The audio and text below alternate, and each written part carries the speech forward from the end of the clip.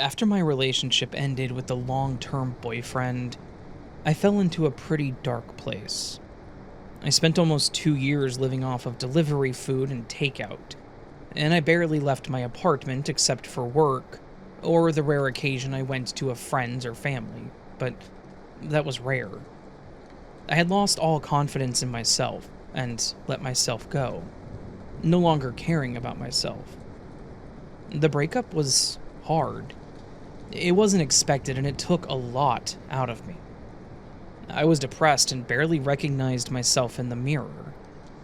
By November of 2023, I was finally tired of my attitude and how I was treating myself. I wanted my life back. I wanted to get out more with my friends and have fun again, so I made myself a New Year's resolution to get back into shape. I planned out meals and snacks in advance to stop myself from eating out. I joined a local gym that was 24 hours and fairly cheap. I was feeling pretty motivated with my plans. I went to the gym after work to give myself plenty of time. The first week or so was exactly what you would expect. Awkwardly fumbling with machines, trying to remember proper form from videos and feeling completely out of place. The gym was big on being judgment-free, and it showed. No one watched you or made fun of you, or at least they didn't make it obvious. But as I struggled to figure out some of the machines, that's when I noticed him. He was taller, maybe mid-30s, and definitely in better shape than myself. I kept catching him looking in my direction, and initially my insecurities kicked in hard. I thought he was definitely amused watching the fat girl struggle, and I was anticipating seeing him laugh or pointing me out to someone else. But then he smiled and winked at me, and I felt this rush of validation that I hadn't experienced since my breakup. I smiled back, but left it at that. The negative voices were telling me it was just him being nice because I caught him staring and nothing more. But the next day that I went, he was there, and he approached me while I was trying to figure out the cable machine. He walked in front of me, still keeping some distance, and asked if he could give me some tips on that machine. He told me his name was James. He then showed me some techniques and how to hold the ropes. He even asked what my goals were and suggested some workout routines. We even joked when he swore he wasn't a fitness trainer, trying to solicit services. The entire time he made eye contact with me, kept his distance, and always had a warm and encouraging smile that made me feel like maybe I could actually do this. I even had what seemed to be a possible friend to cheer me on and help hold me accountable. Looking back, I should have noticed how he always seemed to be there, no matter what time I went to the gym. Morning, afternoon, evening, somehow James was always around. But for some time, I enjoyed the attention that he showed me. He was a great-looking guy and could easily be hanging out with anyone, but he chose me. Eventually, the warm feelings he gave me did start to crumble. He started giving more unsolicited advice, but it wasn't like the helpful tips he used to give. Instead, he would come up behind me during my exercises, like one time I was doing squats. He then put his hands on my hips to, quote, adjust my position. I froze in place. His hands lingered way too long, and I kind of felt sick to my stomach. I turned around really fast to get his hands off of me, and his once encouraging smile now looked creepy. All I could think to compare it to was a predator watching his prey. I felt more like a target than a friend or an acquaintance. That's when I really started going at different times. I went later at night, knowing he usually left at the same time as me. But when I would get there and he was there, he would linger at machines and watch me. He was already covered in sweat, telling me he had already been there for some time, but he was now staying longer, possibly because of me. I stayed by the machines close to the front, and I only used the ones where I face outward so he couldn't come up behind me anymore, but that didn't stop him. He would still walk around me, try to put his arm around the small of my back when I switched out the weights, etc. I didn't know what to do, and I felt stupid. I welcomed his company at first, but now he was crossing boundaries, and in public for that matter.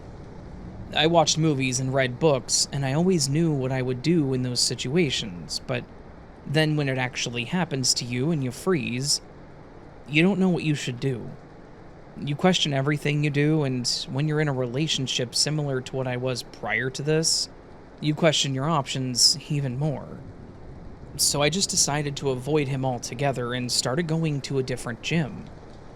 I went there a few times and was starting to feel better about it and my decision, until my stomach dropped as I saw James walk into the gym. He scanned the area like he was looking for someone. I felt sick.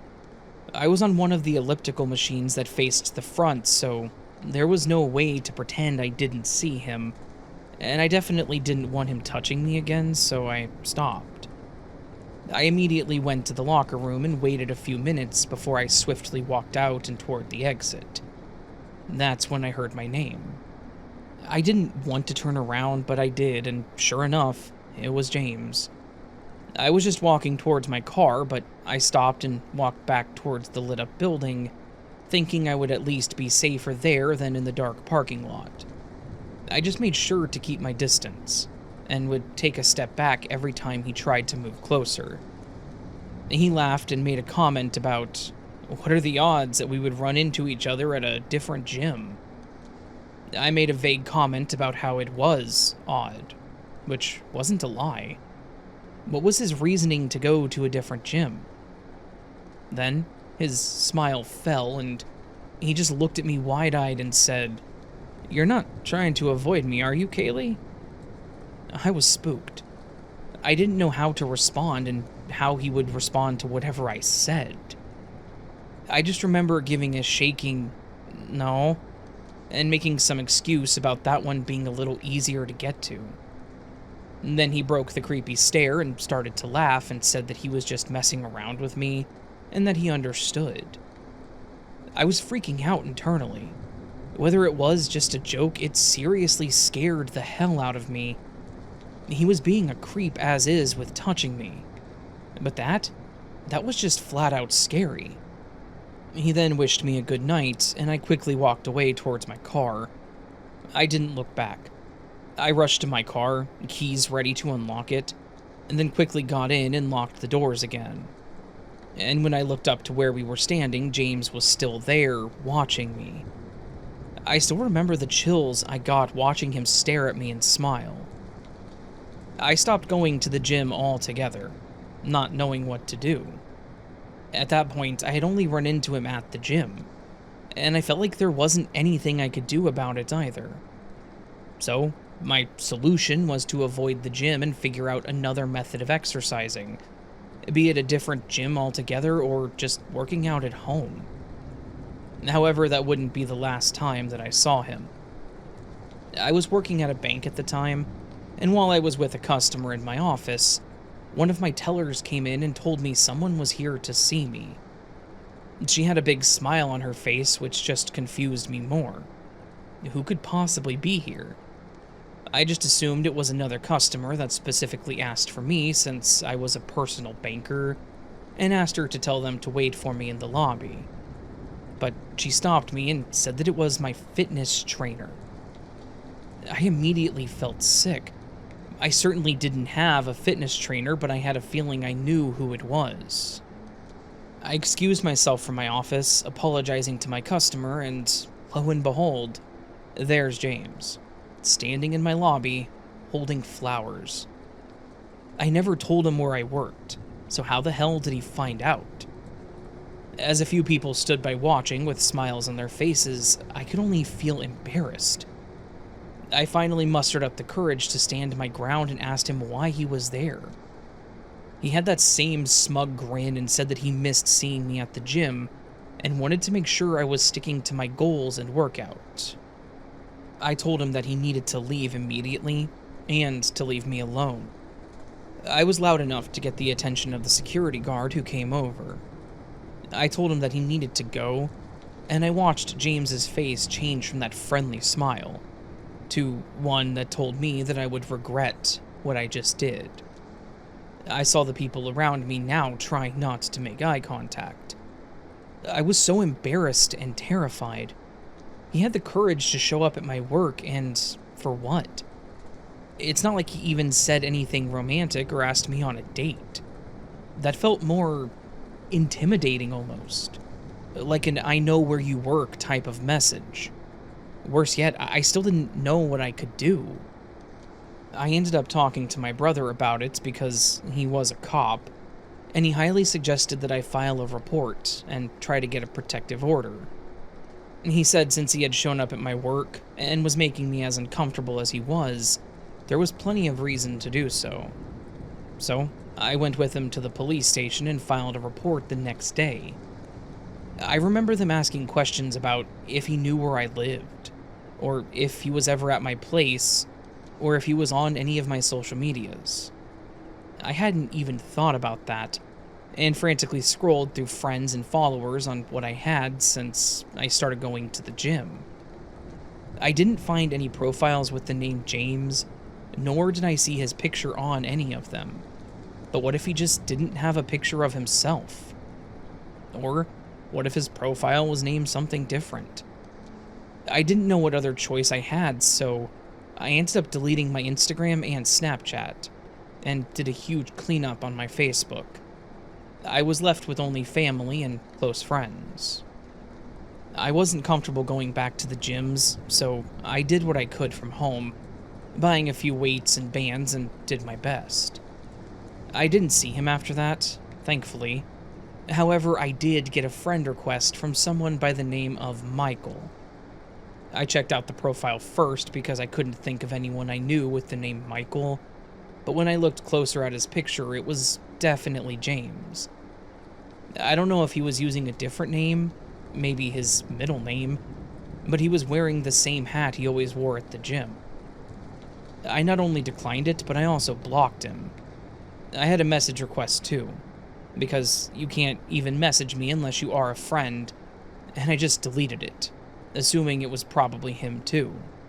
And that was the last time I had any sort of contact with him. It was such a surreal experience for me. I thought I just found a possible friend, someone to help me on this new journey, but he went way over some boundaries, and that was not okay. He knew very little about me. He knew my first name and my fitness goals, I guess, which consisted of saying I needed to lose weight. I didn't tell him anything about where I worked or lived, and certainly didn't give him enough information to find me on social media. So when he showed up at my work, I was pretty creeped out. Maybe some people might think I overreacted, but to not give any indication of the reason for showing up, and the look on his face, it made the whole thing seem more malicious than good intent. I guess I'll just go back to keeping to myself, because even the seemingly nice guy who just wanted to help appeared to have other creepy intentions. And as for James, let's just never meet again.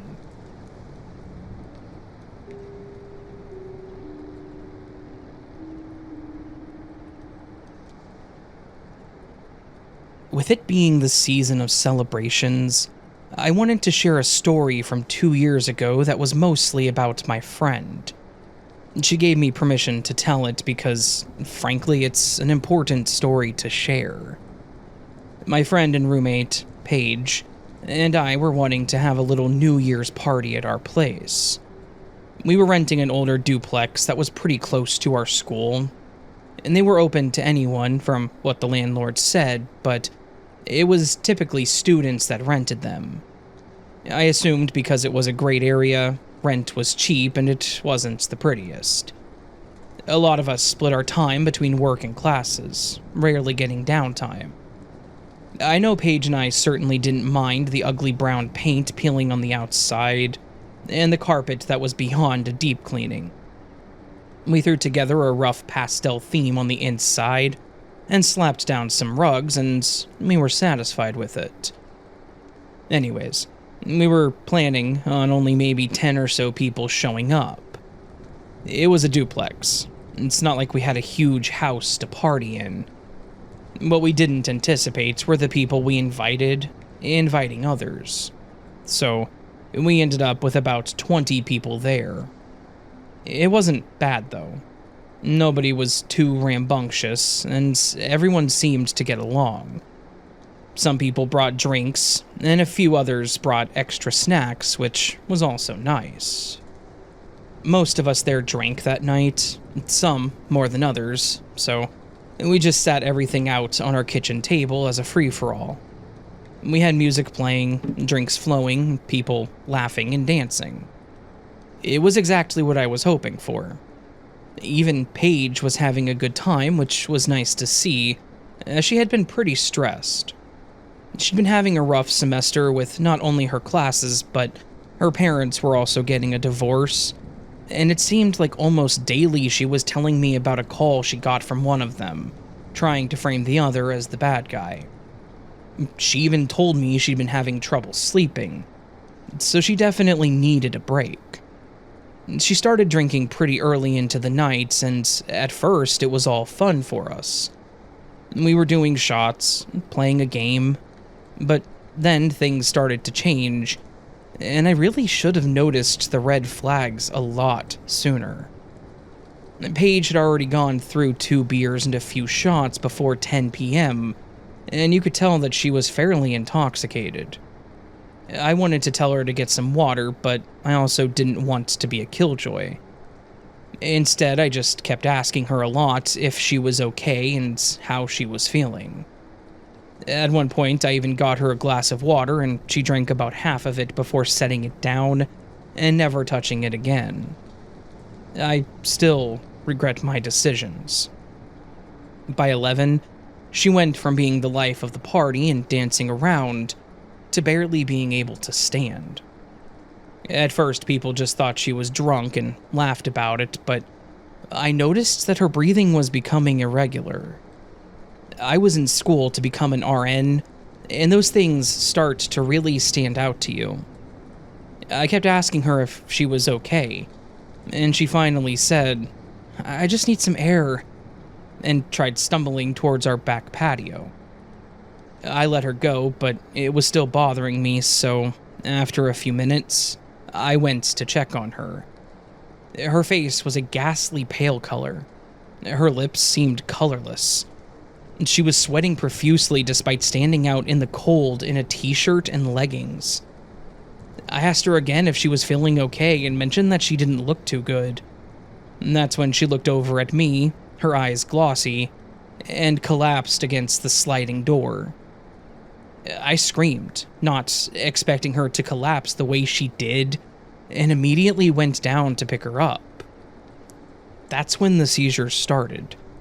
A few people had since run to see what was happening, and I asked them to help me. I held her head to keep her from smacking it and yelled for someone to call 911. If you've never seen someone with a seizure in real life, then count yourself lucky. It's nothing like in the movies. We've talked about seizures extensively in school, so I knew what to expect, but to actually have someone in my lap actively seizing, you just feel powerless. You want to be able to do more. Paige's body went rigid, her eyes rolled back, and she started making these horrible choking sounds. Someone inside was panicking and screaming about how she was going to die, which really didn't help at all. Thankfully, I knew how to handle a seizure, but it still didn't stop my heart from racing. Our mutual friend Zachary was there, and I told him to watch the place as I went with the paramedics and Paige. I didn't want her to be alone. I spent my New Year's countdown in the waiting room of an ER that year, pacing and waiting for them to tell me she was going to be okay. Finally, someone came out and told me that she was awake, and I could go see her, but they had a few questions for me. I was confused at first because I figured she had just drank too much, but I was wrong. Way wrong. They asked me if I knew of any prescriptions that Paige was on. I told them I wasn't aware of anything, so they then asked me if she used drugs recreationally. This question caught me off guard. I never knew Paige as the type to take anything like that.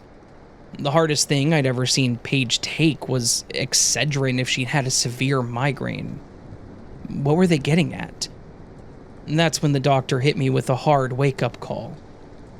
They'd found an amphetamine in her system, as well as another drug that I won't mention here, in her system. They said the combination of those and the alcohol is what was causing the sweating, the collapse, and the seizure.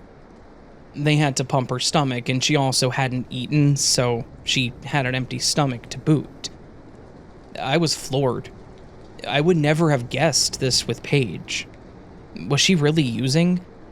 Or based on the second drug, did someone spike our drinks at our party? I felt fine. I later called Zach and asked him about everyone else, and he said that no one else had mentioned feeling ill either.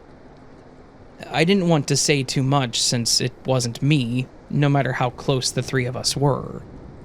He also said a lot of people left after we did, and the few that remained didn't drink anymore.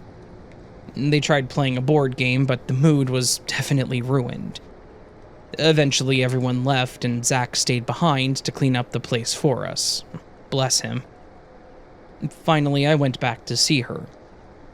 So badly, I wanted to yell at her, just say, "What were you thinking?" But I knew that I needed to hear her out first. This wasn't like her. There had to be more to this whole thing. Thankfully, she was honest with me and explained how she had bought some pills and had been taking them to help her studies and finals. She said someone told her about how much they helped them. Then, between the stress of school and family, she had trouble sleeping, not thinking about the fact that what she was taking was an upper, causing her heart rate to spike, and possibly not being able to sleep. But she then took those pills anyways. As for the last drug the doctor had mentioned, Paige swears she never took any of that, and wasn't even too familiar with what it was or did.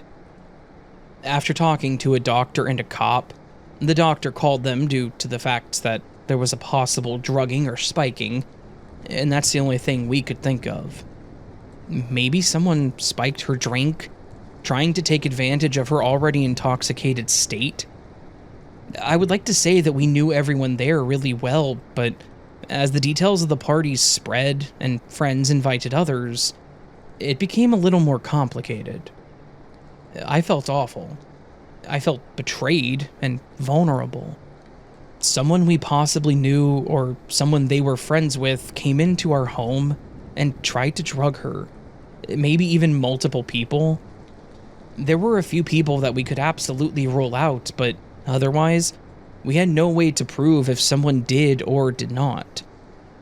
We had to provide the cops with some of our information, something about it being state law, even if we didn't press charges because of the situation. I gave them some names, but there were some that we just barely knew. I even spoke with Zach to see if he could come up with the list of people that were there, or if we noticed anything suspicious. To this day, we still have no idea who could have done it. No one claims to have seen anything. Zach felt bad for not catching anything, but he was being an entertainer just as much as we were. I've known him since middle school, and Paige and he met in high school. We were thick as thieves, so I knew that I could trust Zach.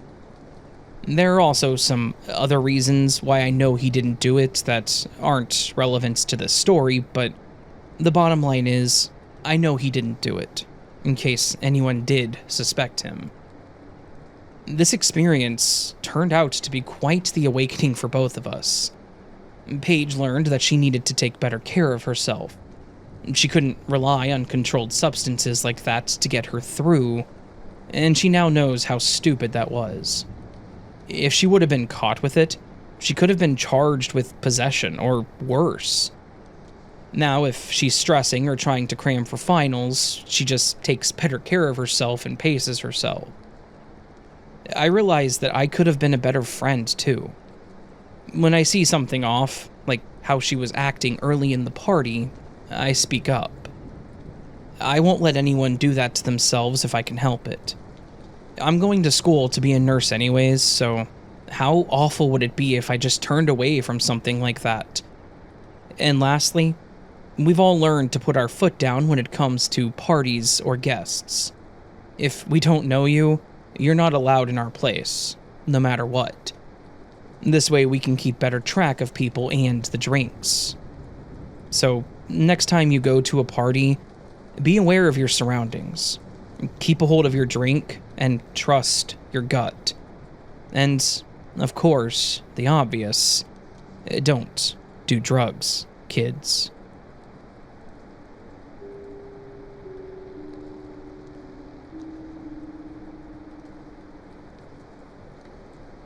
Hi, Raven. I've been listening to your podcasts for a year now, and I love them all. My story isn't scary per se, but it's definitely paranormal or spiritual depending on how you look at it. I'll start my story off in the summer of 1985. It was August, and I was 12 years old. My parents and I had just moved to Edmonton, Alberta the summer before, and my dad hadn't been feeling well for a couple of weeks. We knew it had to be something serious because my dad never got sick. And after seeing a doctor, he was admitted to the hospital for a week. It turned out, he was a type 1 diabetic, and it was bad enough that he had to be hospitalized in order to stabilize his blood sugars and teach him how to take insulin by injection and manage his diet. He had just turned 42 that July, and had always been active and healthy, except he was always a little overweight for most of his life. So, fast forward to November of 1986, and my dad was doing great. He lost some weight, was managing his diets, and taking his insulin. And then he decided that he didn't need to take his insulin anymore. Now, my dad was the kind of man that never complained about being sick, and used to say that doctors were like mechanics. They only fix you up enough so that you have to keep coming back. My mom was upset that he was being stubborn, and it worried her a lot. Then, the following April, on the 7th, it was like any other morning. My dad was up early, making breakfast for everyone while I got ready for school. He drove me to school that day, gave me a kiss goodbye, and told me to have a good day. I was 14 now and in grade 8, but that afternoon changed everything. My cousin, Glennis, showed up at the school just after lunch was over, and I was called to the office. My cousin told me I had to come with her to the hospital because my dad wasn't doing well. We raced to the hospital and met up with my mom outside of the ICU. She explained that my dad said he wasn't feeling well that afternoon, and he was going to hop in the shower and then go see his doctor. But before his shower was done, he called out to my mom while wrapping himself in a towel to call 911 because he suddenly couldn't breathe, and then suddenly collapsed to the floor. The ambulance managed to stabilize him on the route to the hospital, but he was now in a coma and hooked up to many different machines. Needless to say, he passed away from kidney failure 2 days later due to not taking his insulin for the last 5 months. My mom was devastated, and I was angry. How could he do that to himself and to us? It took me a long time to get over that anger because he was so young and I was a daddy's girl. Over the next few weeks, my mom and I experienced some strange occurrences after his passing. The first one was on the evening after his funeral. All of his siblings and his mom, my grandmother, flew down from Ontario 2 days before. Everyone was gathered at our place that evening in the dining room and the kitchen, while I was laying on our love seats in the living room. My Auntie Fern showed up, my dad's first cousin, and she was all about wanting to take charge of putting all the cash gifts and checks from family and friends into a trust fund for my mom and I. My dad never trusted her when it came to money, and some of the family were trying to step in and stop her from discussing any of that with my mom, while she was in no shape to make any important decisions at that time. Suddenly, in the living room, the curtains that hung in front of our patio door blew out like they were hit with a gust of wind, as if the patio was open, but it wasn't. Then, all the cups in the cupboards started to rattle. Everyone stopped talking and looked at each other as my grandmother walked over to the cupboards, opened them, and proceeded to separate all the glasses and coffee cups until they were silent. But once she closed the cupboards, they started to rattle again. My Auntie Fern looked very uncomfortable and left a few minutes later. As soon as she walked out, the door and the rattling stopped. The next incident happened 2 weeks later, when I came home from school.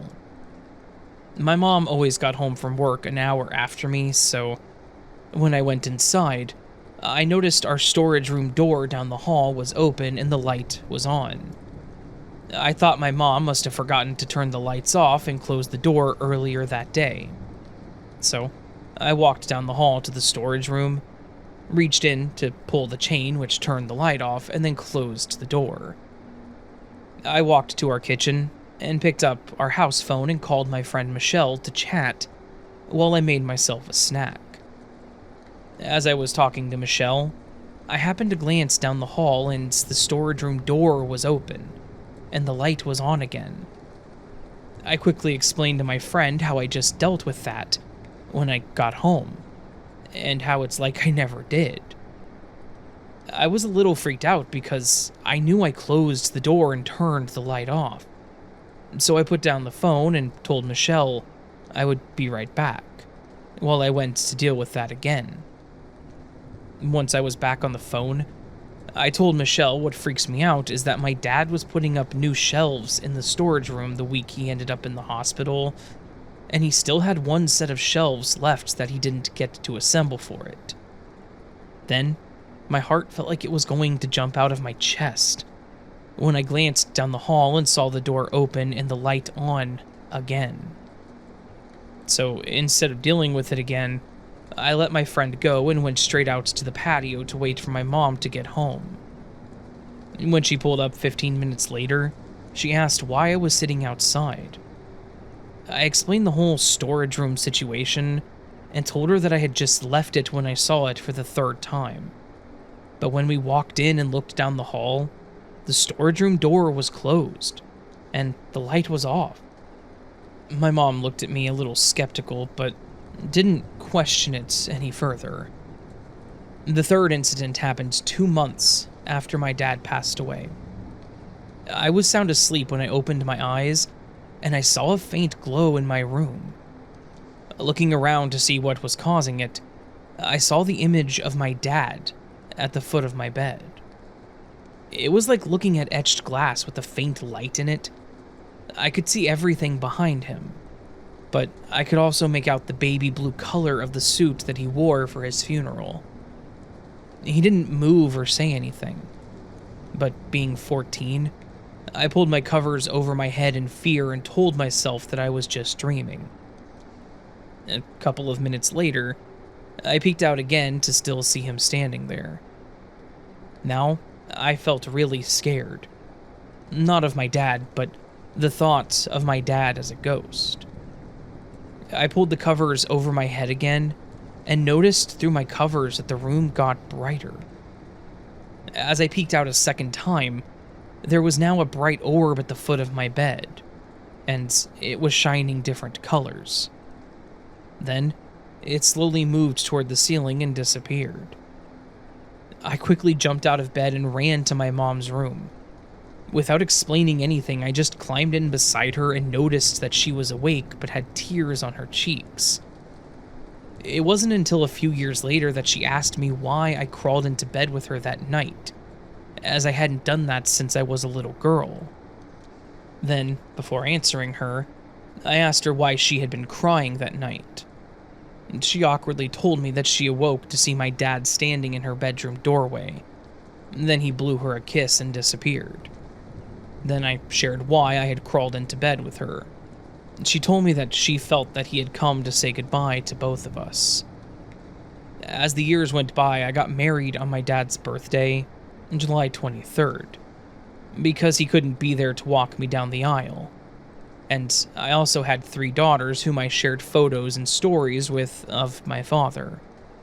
So, even though they never had the privilege to meet him, through my mom and I, they felt that they knew him. My mom always told everyone that he was the love of her life, and she would still shed a tear now and then because she missed him still.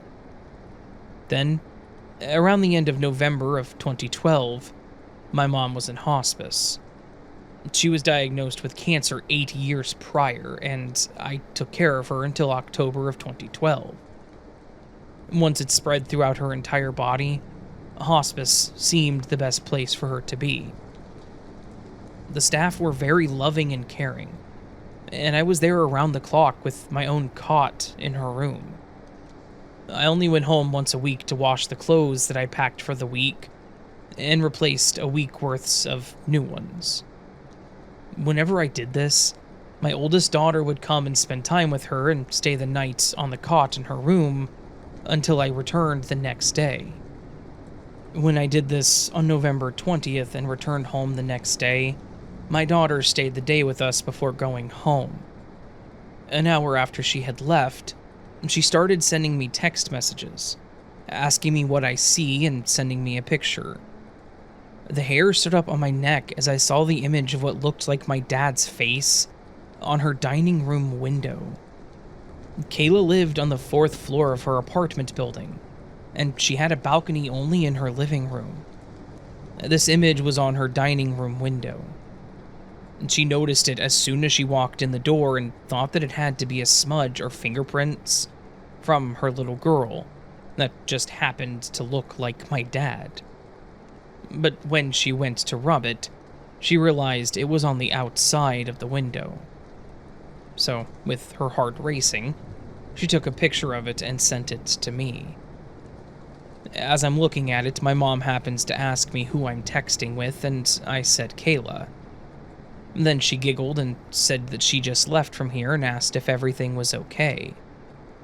So I said that she sent me a picture, so my mom asked what, and asked if she could see it. Without saying what it was, I just handed her my phone. My mom got the biggest smile on her face as she said, "Dad's here. He's sending a sign to let you all know that he'll be around and waiting for me, and that everything is going to be okay." An hour after Kayla sent me that photo, the image disappeared. My mom passed away on the early morning of December 5th with family at her side. To this day, I still have the photo with that image on Kayla's window. I cherish it because I do believe he was trying to get our attention that day, and it worked. Take care, Raven, and thank you for sharing my story.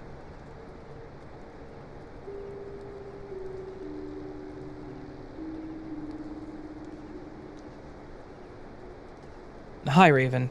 I absolutely love your channel, and I'm always impressed by the respect that you treat people's stories with.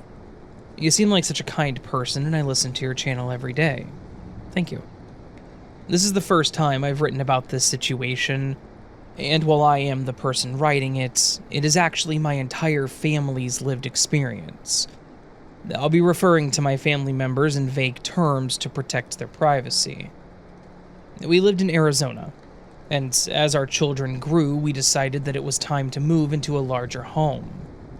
The housing market moves quickly in the metro area that we lived in, so it wasn't long before our realtor took my husband and I to see a home that was only about a mile away from our current home. This was ideal as we wanted our kids to stay in their current school and have easy access to seeing their friends, and we wanted to stay at the church that we attended. When we saw the house, it seemed to have everything we needed. An extra bedroom, a home office for my husband, a huge upstairs loft, and plenty of space for friends and family to come over. My only complaint was that the home had an unusual smell. Not a bad smell, just a smell that I attributed to the current occupants, perhaps enjoying some sort of cuisine that had aromatic spices I wasn't familiar with. However, it wasn't enough to keep us from being interested in the house, and soon we made an offer that was accepted. We moved into the house, and at first everything went well. We'd moved home several times due to the late 2000s recession, and the process was pretty easy for us. Everything seemed great. The kids liked their rooms, we enjoyed the extra space, and we had a really nice kitchen and living area. Then one day I came home from work to find my teenage kids and our dog standing in the driveway, looking terrified. I was upset and quickly exited the car thinking something had happened. Something bad, but normal. Like a pan catching fire in the kitchen, or the toilets overflowing. And that wasn't the case. One of my kids told me that they had fled the house because they had started hearing a voice that was following them around the house. Soon the voice, which was quiet at first, escalated to roaring at them. I'll admit at first I thought that maybe they'd watched something that frightened them and their imaginations were running away with them, but I saw how truly scared they were, and I quickly noticed my dog's behavior. She was cowering and trembling, and had voided her bladder on the driveway. I hugged my kids close and then I went into the house. I checked everywhere, in every room, in each closet, even the pantry and the kitchen, and I found nothing. There was nobody in the house. The kids finally came back in, but we had to carry our poor dog back into the house. This one event led to multiple instances of paranormal activity. We heard voices upstairs when we were downstairs, and downstairs when we were up. The smell of the house, at first not unpleasant, became stronger and soon was overwhelming to us all. Our dog, a breed with a life expectancy of around 15 years, was terribly sick within less than a year of living in the house. Thank goodness she pulled through, but we almost lost her. My youngest child, who is especially sensitive to energy of all kinds, was waking me up in the middle of the night most nights, utterly horrified by something tapping on the mattress of the bed from underneath. Soon these disturbances progressed into visual sightings of things that should not have been there. We repeatedly saw a shadow figure on the stairs, and my younger child was regularly seeing some sort of entity that was entirely made out of teeth. We all became sick much more than usual. Things went missing and then reappeared in places that we never would have put them. My older child went through a mental and emotional trauma that had left them with thoughts of ending their own life. It was beyond terrifying. When I say that none of these situations were typical or expected experiences for the people I love, I mean it. These illnesses and crises came out of the blue. We all became shades of the people we were when we moved into this place. It was one of the most horrendous experiences that any of us have ever had. I finally resorted to burning sage, anointing the rooms with frankincense, burning incense, praying through the house with my Bible, putting out crystals, anything that we thought might help. We tried it. Nothing worked. I know this sounds like it's made up, and I would probably think so too if we had not lived through this, but I swear it is all true. Even my husband, who was a complete skeptic when all of this started, began seeing things skulking around this damned house. It was completely horrifying. We felt like we were hostages, caught in some sort of portal or hotbed of activity. And these entities were not friendly. Their entire purpose was to frighten us. My husband kept saying there was no way we could leave this house. By the time the activity was in its peak, we had only lived there for less than a year and a half. We would certainly lose money if we tried selling it and moving. But one day, my child came to us in the morning in tears. They showed us their arm, and there on their upper arm was a deep bruise in the exact shape of a large man's hand. You could see the heel of the hand, the meaty area beneath the fingers, and a thumbprint and 4 exact fingerprints. The type of bruise that would result from a large hand wrapping around their arm and digging the fingers and thumb into their flesh. I was sobbing. I told my husband that I didn't care if we just moved out and foreclosed on the place. We were leaving this house. Whatever this evil bastard was, he was hurting my child. Not on my watch. Hell no. My husband instantly agreed with me, thank God. We contacted our realtor that day and told her that we were putting the house on the market. From that night on, our kids slept in our room with us. They had air mattresses on the floor. We never turned off the lights, burned sage constantly, although I doubt it did any good. It at least helped us feel like we were doing something. And we tried to be out of the house as much as possible, both in the daytime and evenings. At this point, you could almost feel it. I'm not sure how to really articulate this, but the only way I can think of to say it is you could almost feel the house breathing, as if it were pulsing with this terrible, evil opposite of living energy. Perhaps we should have disclosed what was going on in that house to the people who bought it. To this day, I pray that they did not have the same experiences that we did. But as a mother, I had to get my kids out of that place. I had to get them somewhere safe. Someone purchased it quickly, and the instant we could, we moved our belongings out and into our new home. A much smaller, much safer place that felt like a safe haven from the evil we had lived with for far too long. That little house became our refuge, a literal place of healing for our family. It was tiny, but we were grateful to stay close together. My kids finally felt like they could sleep in safety. We were able to heal together.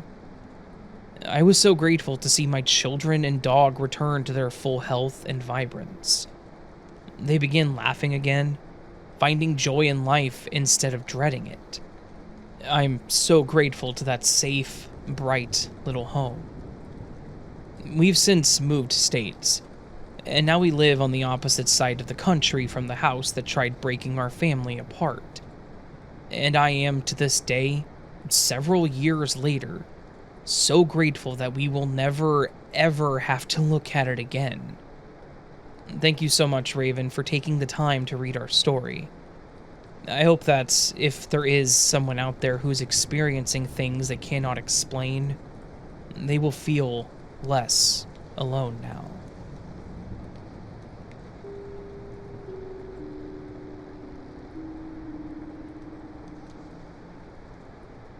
Hey, Raven. I love the stories that you tell. I always find them to be so refreshing and not just retold tropes. Thank you. Anyways, I worked at a hotel during the time this happened. The last dream on my mind before going to work was the following. I was being attacked by some unknown monster. Out of nowhere, a giant, think 100-foot snake came and protectively coiled around me and fought off the monster. Now, I've been at that hotel at this point for about a year. No critters have ever wandered inside. I see what happens to be a tiny toy snake, so, laughing at what I think is a prank, I go to pick it up. To my shock, it moves slightly. There was no way in hell I was going to let anyone hurt it, so I put him in a box and watched it during my shift. No one was missing a pet, and based on the looks and what I found online, it looked like it was just a wild snake that had wandered in.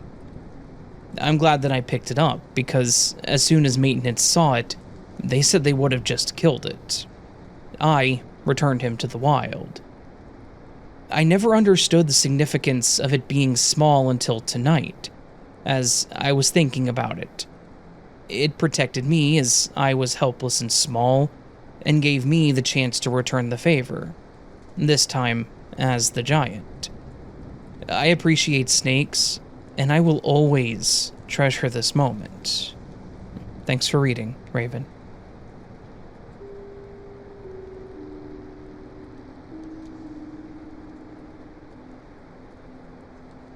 I did something very stupid, and I would like to share it with you all in the hopes that you won't make the same mistake as me. I had spent 3 years of my life basically becoming one with my couch. Due to the pandemic, my job became full and permanently remote, and I got a little too comfortable not leaving my house. And that's practically what I did between 2020 and 2023.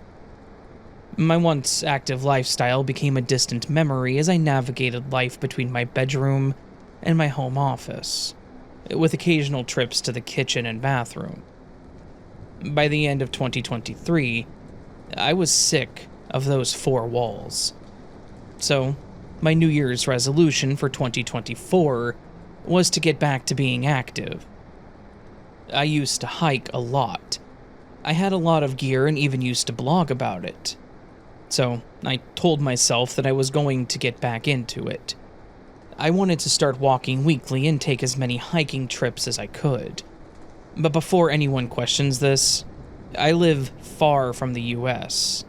I live where January is peak summer and the trails are beautiful, so January was my time to get back into it.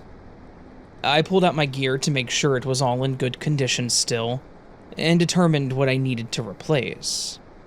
I did some research, or so I thought, on some locations and picked what was labeled as an intermediate trail about an hour out from where I lived. In my mind, I was still the same person who used to do 15-kilometer hikes every weekend. I ignored the fact that my only exercise for the past 3 years had pretty much been going to the grocery store or the mailbox. I got to the trail around 9 a.m., and it was already hitting 35 degrees, about 95 Fahrenheit for you Americans. I had packed what I thought was enough water, 2 750 milliliter bottles. I read that you should drink about 500 milliliters per hour of hiking. The trail was supposed to take about 3 hours, so the math seemed simple enough. I was also a pretty big water drinker, so I was confident that I would be okay. My first kilometer felt great. I was proud of myself for actually getting out there and sticking to it. I had missed it.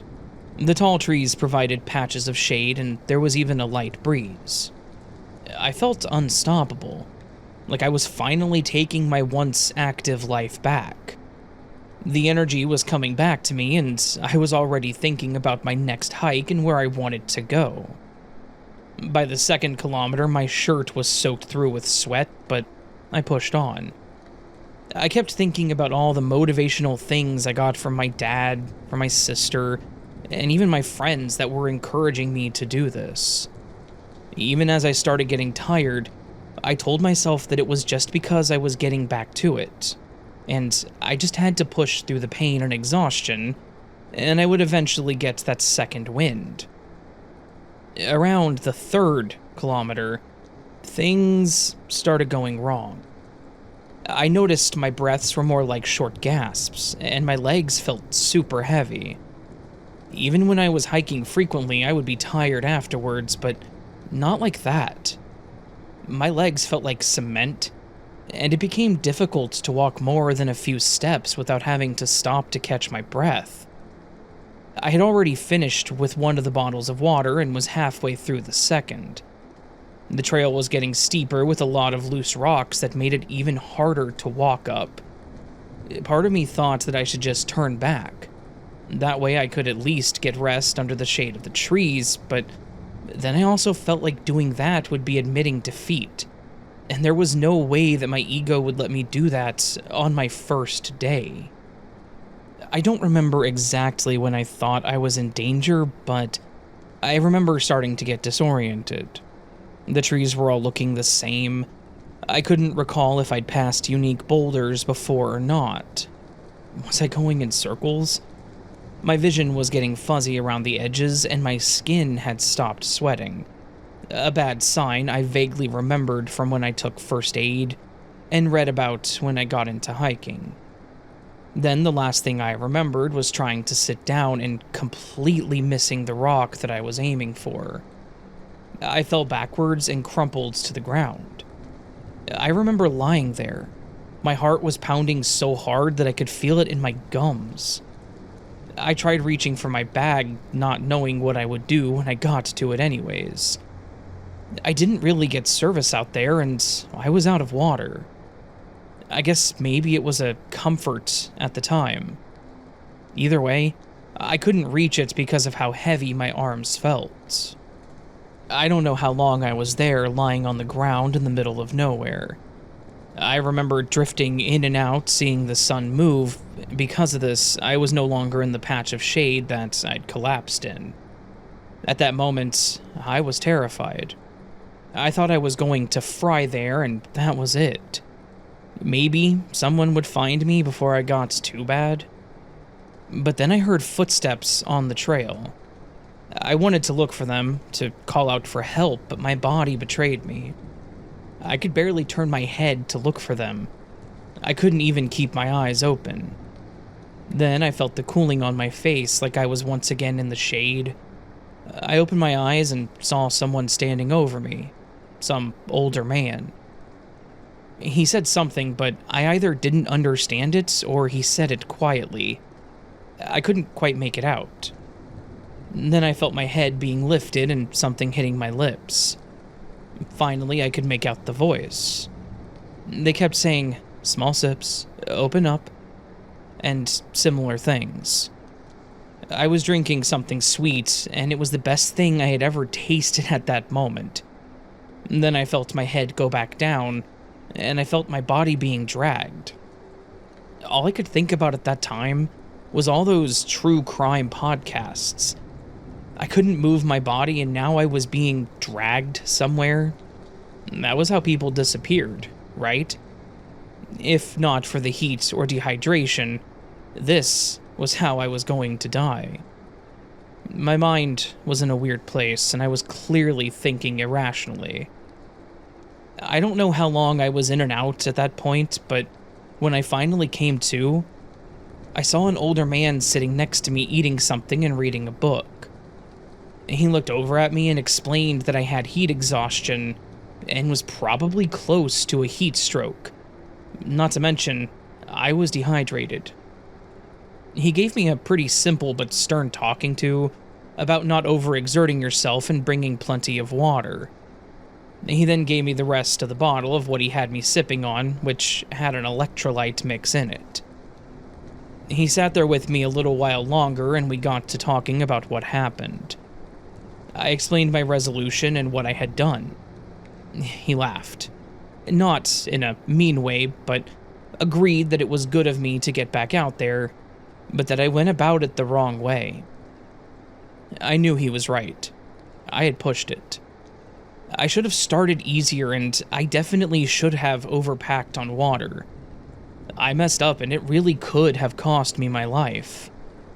I ended up walking the rest of the trail with that man, and he gave me another bottle of water and something salty to snack on. He told me how that trail was one of his favorites, and that he was out there nearly weekly since he had retired. I was incredibly thankful that he was, too. No one else passed us, so I easily could have died on that trail. Once we were back at the entrance, he asked if I was okay to drive, and offered to take me to a nearby hospital to get checked out first. But I declined, not wanting to take up any more of his time. I did go to the hospital, and they made sure that I didn't have a heat stroke, and had plenty of fluids in me. They told me I was incredibly lucky that the man had found me too, because they had a few people come in from heat-related conditions. It wasn't until then that it all really hit me. I had been out there on the trails for about 6 hours. That man took it slow with me. He even stopped to make sure I was okay and could move again before we started walking. Hell, he could have left me or done worse, but he was too good for any of that. And for that, I will always be thankful. From there, I dialed it back a bit.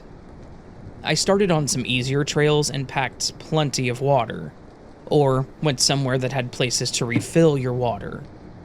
Now I'm back to hiking as I normally do, but now I also have a better understanding of signs that could lead to something more serious. That way, I can stop it before it happens. Whether it's to myself or someone that I'm hiking with. So, to anyone else out there starting on a similar journey or goal, go easy on yourself. If you're making even the smallest difference, it's still progress. So don't immediately push yourself. Respect the fact that sometimes the bravest thing you can do is know your limits and try again another day.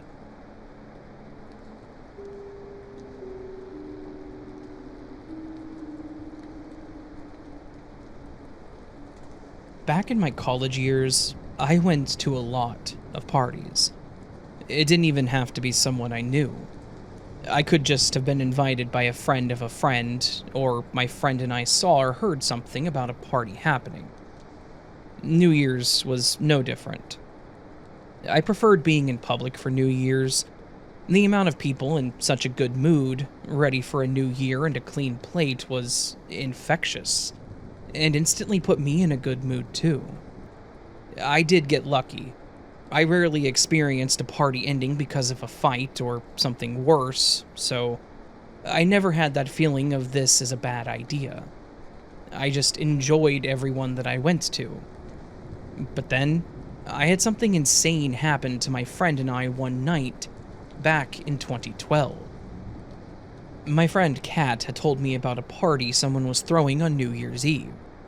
We planned on hitting up a few bars first, and then we were going to this house party out in the middle of nowhere to finish off our night. Kat said the party was hosted by someone she grew up with as a kid that she had recently reconnected with. He put out a public post on Facebook inviting anyone that wanted to come and just requested to BYOB, making sure there was plenty to go around. Kat and I could get by drinking some pretty cheap beers, so we both agreed to chip in. We both got dressed up, as we do, and started at the first bar. We had a friend that worked there, so we spent some time with her before it got too busy. After we left there, we met up with a few more friends between two other bars. We didn't want to drink too much, as we still had to drive to this house party. That was probably about 45 minutes out from the city. We'd been out for a few hours before we decided to head to the house and grab our beers before the stores closed. Again, I didn't know this person, nor where we were going, so Kat drove. She was also a lot better at controlling her intakes, so I trusted her to drive. I remember thinking on the way that this was kind of like a setup to a horror movie. We went down a long road that was surrounded by trees on one side and a lake on the other. The house really was in the middle of nowhere, and we joked that if anything happened to us, no one would be around to save us.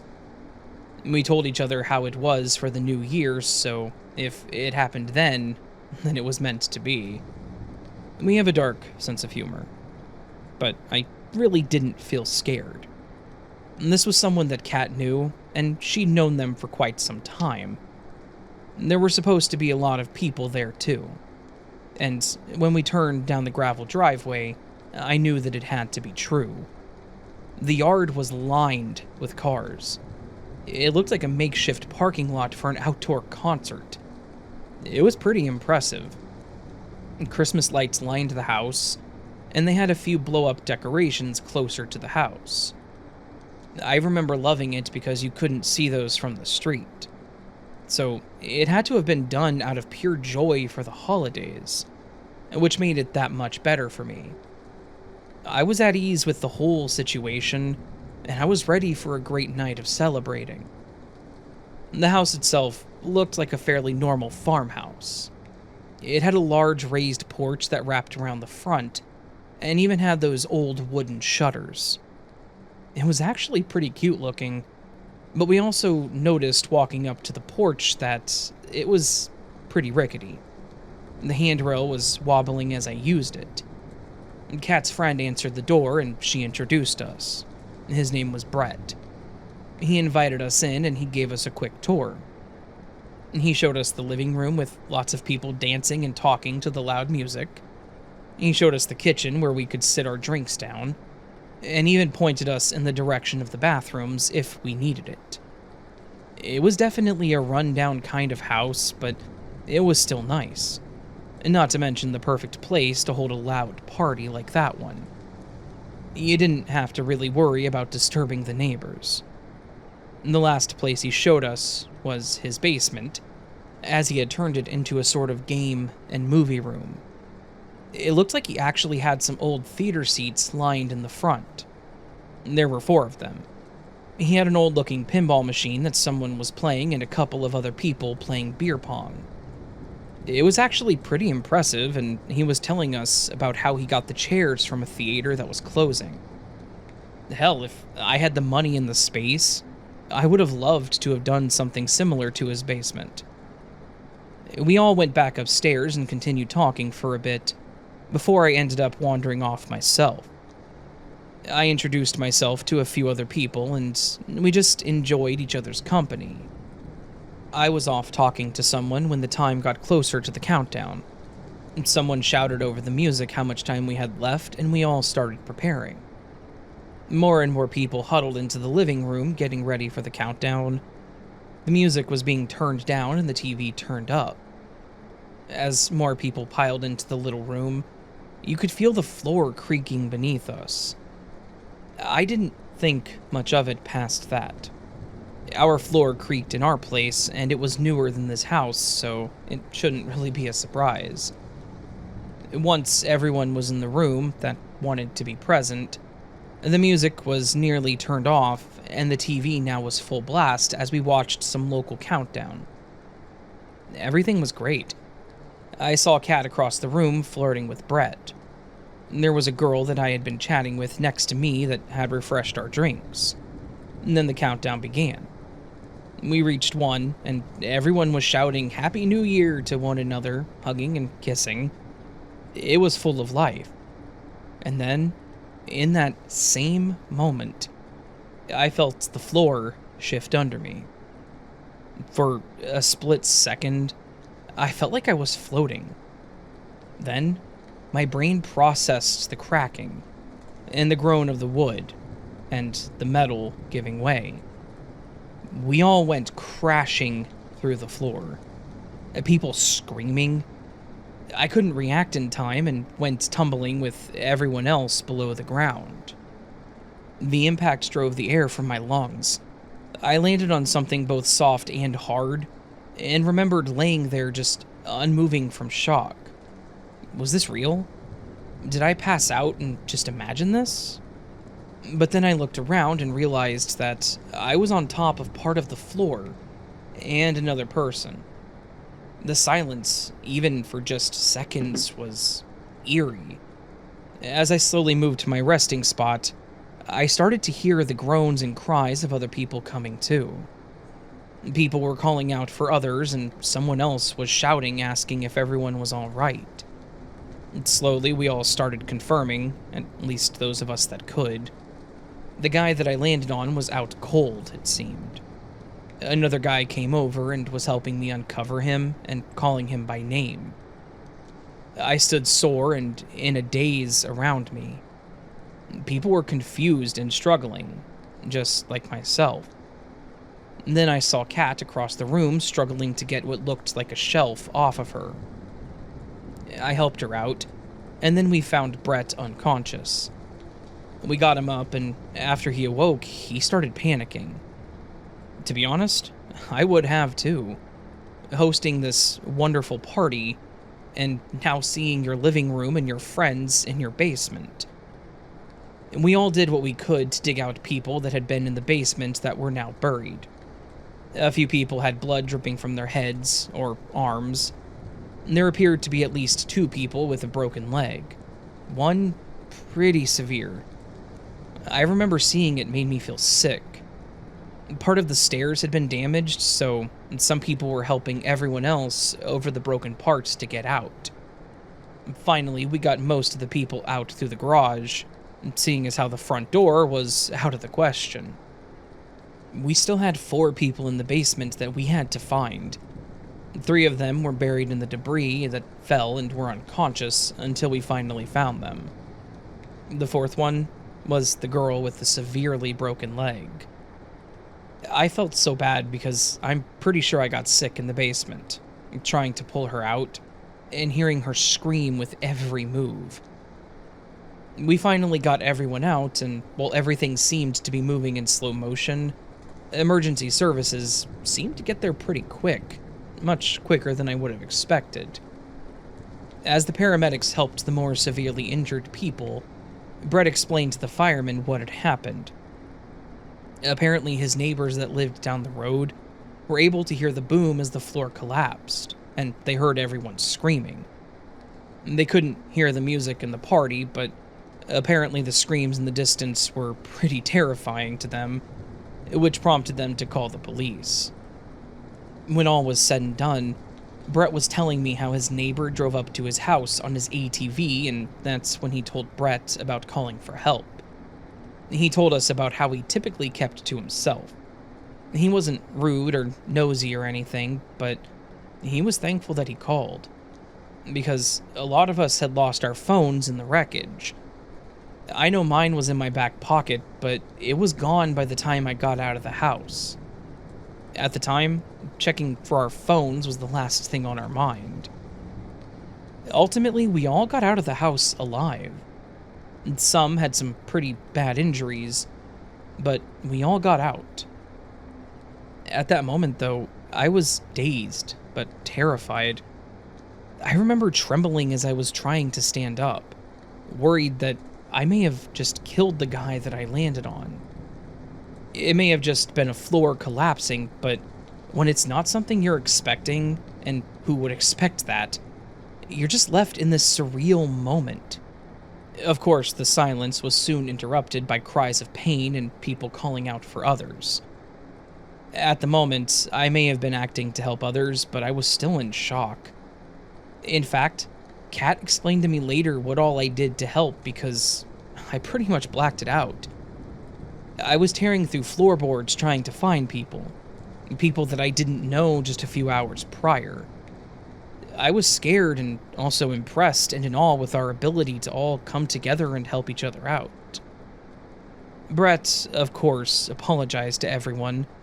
He and Kat actually started dating shortly after, and when he came over a few days later, he explained to us what had happened with his neighbor. He then told us about how he knew the floor was old and wanted to eventually get it looked at and replaced, but he just hadn't found the time and the money to get to it. He didn't know that it was that bad, and he was looking back to his realtor as structural damages like that hadn't been mentioned or brought up.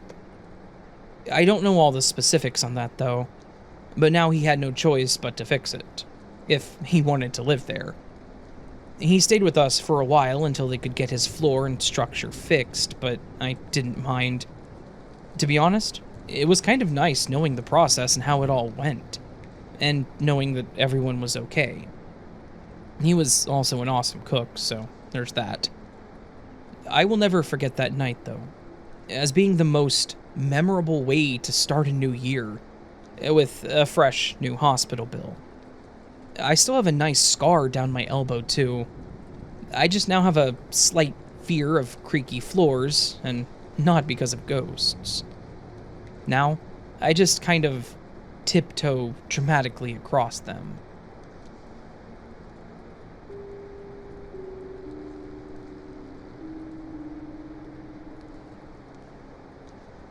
Hey Raven, I've been lurking and enjoying your channel for a while now. It's really great to listen to because you try to have different topics and ideas to make all of us happy. I do my best. Anyways, thank you for making my time at work more bearable to be at, and just so you know, I appreciate how you tell us that we're loved and appreciated. Well, You are all loved and appreciated. Anyways, I have a short, scary Christmas story to tell you. I'm 32, female, and this happened when I was 21 or so. At the time, I was with my ex-boyfriend and we were celebrating on Christmas Eve. My ex and I didn't stay together, but that's a whole other nightmare story. But because he's crazy, and despite him being out of my life for over 6 years, I don't want him to catch on that this is a story of his family, so I want to leave it as ambiguous as possible with no names if that's okay. My ex was super into family, and despite their constant drama with each other, not just petty drama, but the kind of drama where one aunt had an affair with her sister's husband, and they were going to Vegas to get married, but he ended up flaking out and ran home to his wife and told her the truth. The sister hadn't talked in over 10 years, and this Christmas Eve decided to reconcile because their brother, my boyfriend's uncle, had passed away somewhat recently. For some context to the story, his grandma was a bit of a hoarder. It wasn't exactly dirty, but she had a den where she had a whole Christmas town with lots of trinkets and linens, and it spilled throughout the house in little corners. And while she had a very nice yard, she had a porch with furniture, but also cluttered with sheets, trinkets, angels, and other things. Also, the party was enjoyed throughout the house, but every year they would seat everyone in the den because it was the biggest part of the house, so it could seat everyone more comfortably. So this Christmas Eve, they decided family was more important. So they decided to all gather together despite this elephant in the room and a few other quarrels they had throughout the year. For context, my ex's grandparents were amazing people, and so they would each year wait until midnight to open gifts, and in the meanwhile it would be a 4 to 5 hour party of just playing Yahtzee, hanging out amongst family, some TV or movies, and a lot of food to consume. They were more informal, where there was a lot of food to serve, and you would just keep eating throughout the night. So, after waiting impatiently, Grandpa decided he was too tired to stay awake until midnight and started becoming fussy.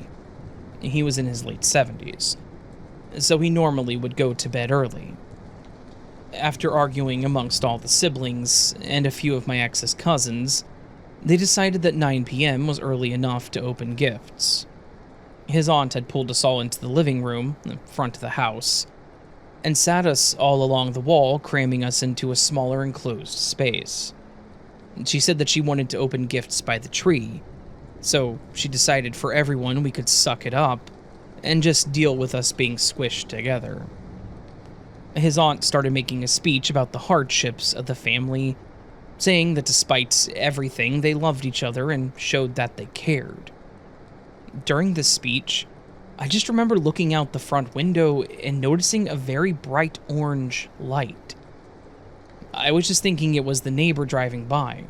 He worked construction and sometimes had the blinking street cones in the back of his truck.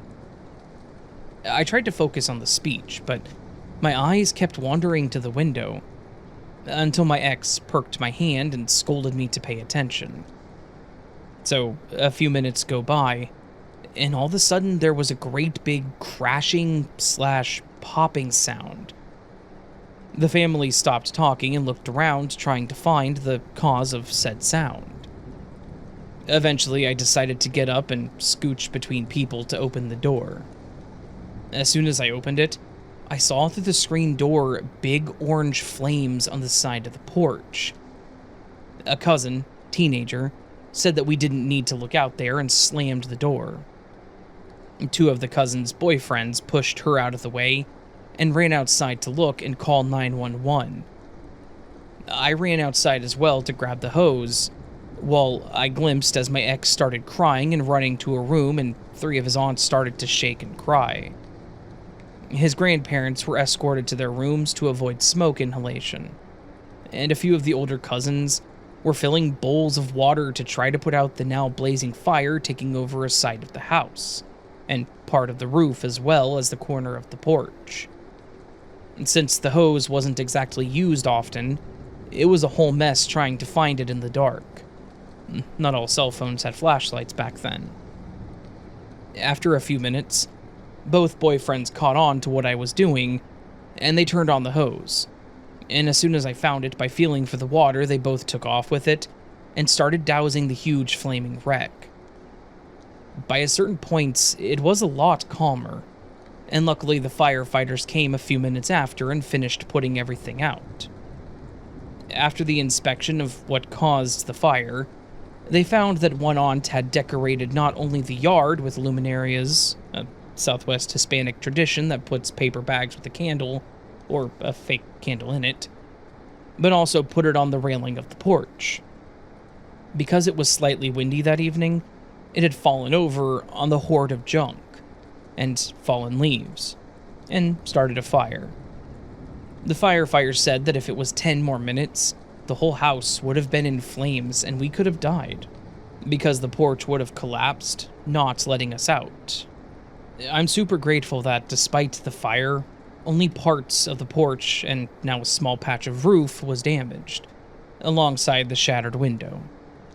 Luckily, the boyfriends of the family were handy, so they patched up the house with a big board, and after Christmas, all came to help replace everything that was damaged. His aunt was definitely distraught for a while, being the cause of the fire, but she did learn from that year on. Me? I'm just so glad that we were all gathered in the living room instead of the den, so we actually would hear and see the fire. If we hadn't, I'm pretty sure we all would have died in that house that night. Anyways, have a Merry Christmas, and thank you for letting me share my story.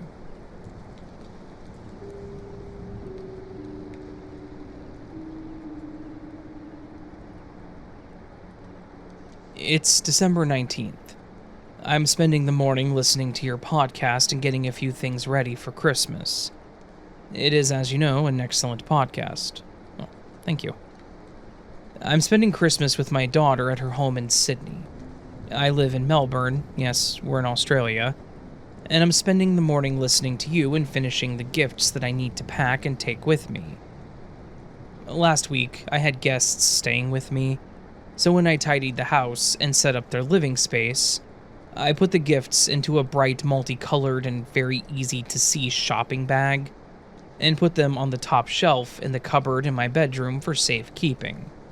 This morning I got them out, put them, well, still in the bag on the dining room table, and got 2 of the gifts out to work on.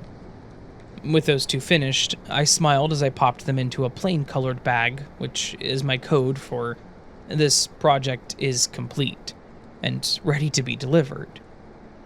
I took that bag into my bedroom and put it on top of a set of drawers ready to be packed into my suitcase. Then I went back to the dining room to work on the others. But the table was empty. Where was the brightly colored bag? Where were the other gifts? I was sure that I had put everything on the dining table, but it was bare. I checked the chairs. No, not one of them. I looked around the room. I'm home alone. There's no one here that could have moved it. Perhaps I only thought I brought everything out, or had taken both bags into my bedroom. I went back to the bedroom, either to get the missing things from the top of the drawer where I'd accidentally put them, or from the top shelf of the cupboard, but they weren't there. I double-checked the bag on top of the drawers, but it only contained the 2 completed gifts. I went back to the dining room in case I missed them.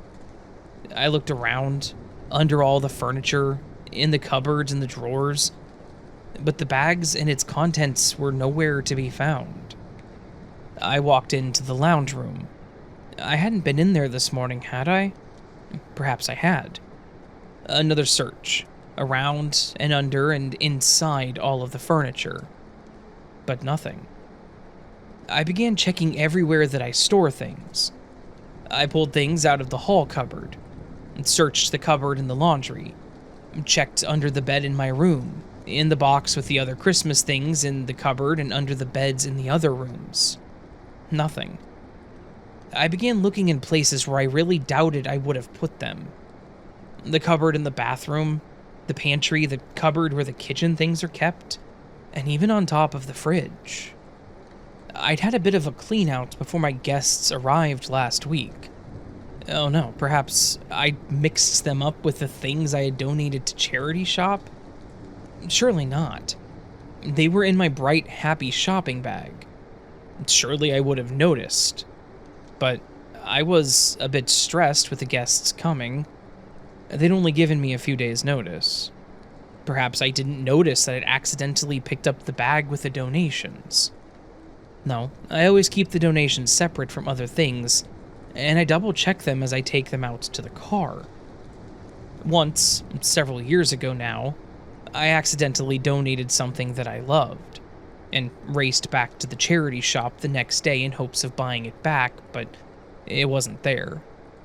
It wasn't something I ever wanted to repeat. I'm usually pretty careful when it comes to donations.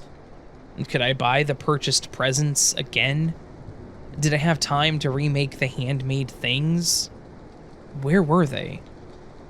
I clearly remembered bringing the bag out when I decided to work on the gifts. Is my mind playing up? Is age finally taking its toll? No, it's the house ghost. I often joke that we have a house ghost. Well, I joke to others about the house ghost, but now I know we have one. Our house is around 70 years old. We bought it 40 years ago from the original owners. No one has died here, but things vanish and reappear, and I blame the house ghost. I believe it's an old friend of mine who died when we were in our 20s, and for some reason, has just decided to stay with me. Happily, he's more of a prankster than malevolent, but sometimes, like this morning, he can be a little annoying. I remember listening to one of your stories about a lost wireless earbud. It made me smile. A few months before I heard that story on the podcast, I had dropped one of my earbuds on the carpet in the lounge room. I saw it fall, saw it land on the carpet. I saw it sitting there right in the middle of the room. I was writing an assignment for university, and I decided to finish writing down my thoughts before I picked it up. But when I went to pick it up, it was gone. I checked the floor, even moved the furniture, but it was nowhere. I saw it fall. I saw it on the carpet, but it was nowhere to be found. Your story made me smile that other ghosts do similar things. I got angry with the house ghost about the earbud. I knew that was a mistake. Always search, give up, accept, ask politely for the thing back, but never get angry. A big mistake. Never get angry. Sadly, the earbud still hasn't reappeared, but I blame myself. Back to the Christmas gifts. I decided to take a break from searching. I told the house ghost I was giving up, congratulated him on his joke, and told him I had other things to go and get on with. I bought a new top at the charity shop yesterday and wanted to alter it. I got the sewing machine out of the hall cupboard, having another quick check through the cupboard for the missing bag, and as I did, I told the house ghost that I knew I'd said I was taking a break, but hey, just in case. I put the sewing machine on the dining table and got to work. Alterations done, I put the sewing machine away, another quick look through the hall cupboard just in case I missed the bag the last 2 times I checked, and went to the laundry to get the vacuum cleaner to clean the threads from the carpet. And yes, another look through the laundry cupboard just in case the bag was actually there and I missed it the last 2 times I checked that cupboard. I looked down the back of the washing machine, even though there's no way the gifts would even fit down there. And inside the washing machine, even though I'd put a load of laundry through that morning. And I even checked inside the dryer. I haven't used the dryer for a while, and you never know, but no, the bag and the gifts weren't hiding in anywhere in the laundry. I walked back into the dining room, and there was the bag, on the dining table, in the middle of the dining table. It was not there when I put up the sewing machine, or when I packed it up to put it away. I would have seen it. It's a small table, and from where the bag was sitting, I would have had to have moved it to set the sewing machine up. I checked the contents. Everything was there. I shook my head. I'd spent over an hour looking for that bag, and my house is tiny, a single story. Not many places to hide a bag, especially one that's bright yellows and pinks and blues, and is pretty hard to miss. There's no way it was on the dining room table, but there it was. I rolled my eyes, thanked the house ghost, picked up the bag and walked into the bedroom to check that the other gift was still on top of the drawers, just in case the house ghost had decided to move them now that he had given the other gifts back, or hide the bright bag again when I left the dining room. The other bag was still where I'd put it. I thanked the house ghost. I'm slightly annoyed by all the wasted time. Did I mention that I'm going to my daughter's house in Sydney for Christmas and I have things to do? I finished all the gifts and put them with the others on the top of the drawers in my bedroom. As I headed back to the dining room, I noticed that my sewing scissors were on the bench in the bathroom. Now, how did they get there? Oh, hang on. I think I know.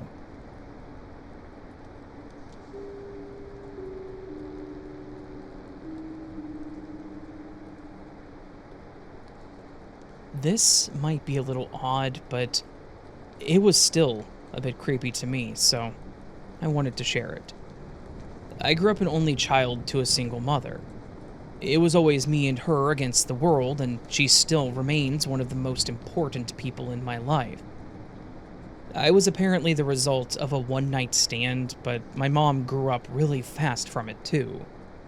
And she told my dad about it, but he wasn't interested in being a father at the time, so that was pretty much the last time they saw each other. Her parents helped her, even though they were disappointed that she did it. She raised me, she worked 2 jobs, and eventually got a place all her own. She even got her GED while I was in high school. It was funny because there were some nights that we studied together. I spent the first 28 years of my life not knowing who my dad was beyond a first name. Closer to my 30s, thinking more about my own life, I finally wanted to at least learn about my paternal side of my family. I didn't know any of them. Not even potential grandparents, aunts, uncles, nobody. With my mom's blessing, I started tracking down my dad.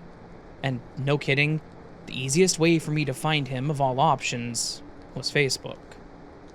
My mom reached back in her memories and pictures, and once she got a last name, I was able to find him through his older sister, my aunt, who also had a Facebook.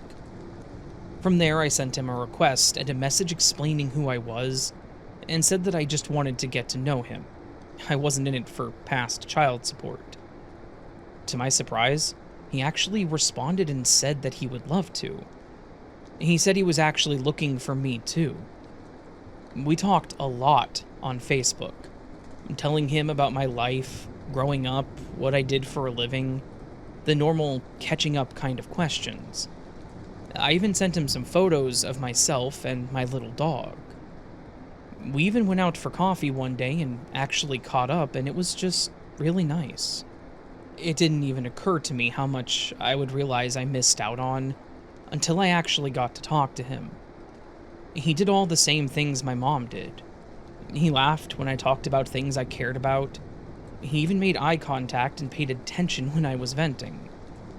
He even mentioned how proud he was of the things I've accomplished, such as graduating high school, going to college, and working in business. Even on Facebook, he would comment on all my posts and photos about how proud he was, how beautiful I turned out, and I just felt good about having him in my life. There was no ill will for him not being there. I thought it was very mature of them both, to be honest, with what they wanted, and I thank them both for that. But then, as I rang in the new year of 2018, I was pretty well over Facebook and the drama surrounding it. There were a few family members on my mom's side, cousins I grew up with, that were constantly causing fights and unnecessary drama. Then, there was some work stress that kept seeming to find its way to my page, even though I had kept a lot of people from work separate from my Facebook page. So, I made a final post at the end of December saying I was taking a break from all social media, like a detox, if you will. It had become mostly stress and drama, so I made the decision to back out of it. I planned on staying off of them for at least 3 months, maybe even longer depending on what I saw or heard around me. In my post, I made it clear that I would have no access to them, as I was planning on deleting the apps too, and suggested that if anyone needed to get a hold of me, to call or text me. Those that didn't have my number were the ones I was avoiding anyways. My dad was included in those that did have my number though, so I wasn't worried about that. About 2 weeks into January, I got a text from an unknown number that said, "Why aren't you posting? Are you okay?" Turns out, it was my father. He'd gotten a new number and I wasn't aware. I texted him Happy New Year and he never responded, but I just assumed that maybe that was him. His messages were typically pretty short and to the point, so I just assumed he wasn't going to respond to it. He told me that he had to get a new number right before the new year, and he hadn't told me, so I didn't have his new number. I then reminded him about my break from social media, so if he wanted to talk to me, he would have to call or text me. The only thing I got back was a thumbs up emoji. That's what I meant, in text form. He was the man of few words. A few days later, I was getting gas on my way to work, when I heard someone call my name. I looked over, and to my surprise, it was my dad. He was living about 45 minutes away, so I would never have expected to run into him there. He asked what I was doing, and I said that I was heading in to work. I remember asking him the same thing, and he just kind of skirted around the question, just mentioning that he was in the area. I went in to grab a drink and a snack for my lunch, after telling him I was heading to work, but he followed me around the entire time. I would look up at him, eyebrows raised, thinking he was going to say something, but he never did. Just smiled and watched me pick out my items. When I approached the counter to pay, he put his hand over my purse and held out a card, offering to pay for my stuff. He said that he wanted to pay for his girl's treats since he was never able to when I was a kid. It was kind of weird, but I brush it off as him legitimately wanting to pay for something, I guess. We went back outside, and he followed me to my car until I hugged him and said that I needed to go. He wished me a good day at work, and I got in to leave. The whole interaction just seemed really awkward to me. It was awkward running into someone you know as is, but he just seemed to make it a bit more weird. But I did let it go. But here's the thing. I kept running into him around town. He was at the grocery store that I went to, another gas station, and even a fast food place. I rarely ate at this place, but I was craving something, so the odds of us both being there was even less. But every time I ran into him, he did the same thing. He offered to pay for my stuff, refusing to let me, actually, and kept calling me his baby girl. I was never the type to like pet names. My mom called me by my nickname and Pumpkin, but even she stopped when I told her I didn't like it. So, being called that, it made me really uncomfortable. I even told him he didn't need to do that, but he insisted, saying he needed to make up for lost time. So again, I just let it go. Then, the last straw for me was when I went on a date. Someone I worked with introduced me to a friend of theirs, and we had started talking and texting. We decided on a date and met at a nice restaurant. Kent was very sweet and funny. and I was kind of falling for him that night and having a great time. But out of nowhere, Kent was looking at me as I talked, and then I saw his face change to curiosity, and his eyes went over my shoulder. I looked back and I was shocked to see my dad walking up behind me. He looked a little cleaner and put together than how he was normally dressed, but I also noticed that he was puffing out his chest and had a pretty serious look as he stared at Kent, like he was sizing him up.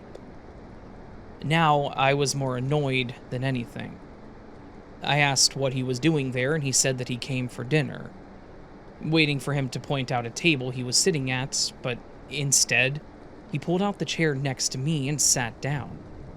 He shook Kent's hand and introduced himself. Then, he called me his, quote, precious baby girl again, and I cringed. I was so embarrassed as he seemed to interrogate poor Kent. Thankfully, he was nice about it, and answered some of his questions, but I could tell that he was uncomfortable with the whole thing. We hadn't even placed our order yet, we just got our drinks. I started pulling cash out of my wallet, ready to get the hell out of there, but as expected, my dad stopped me. I looked at Kent with wide eyes and made a comment that we would miss our movie and that we should leave. Thank God he caught on quickly and jumped up with me. He shook my dad's hand again, and he looked at him and said to have me home by 10, and no funny business. I was mortified and angry. Why the hell was he there? Did he live close by now? And why did it seem like he was following me? I remember telling myself to call him when I was home to go off on him and to leave with Kent, hoping he didn't want to run away from me and never see me again.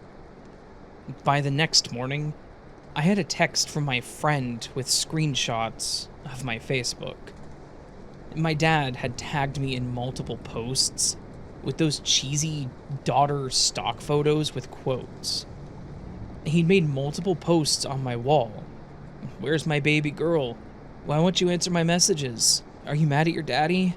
Just want to make sure you're safe, baby. I miss my princess. Why was he being so creepy about all of this? He knew I wasn't on Facebook anymore, and posting all of that was embarrassing, as everyone could see it.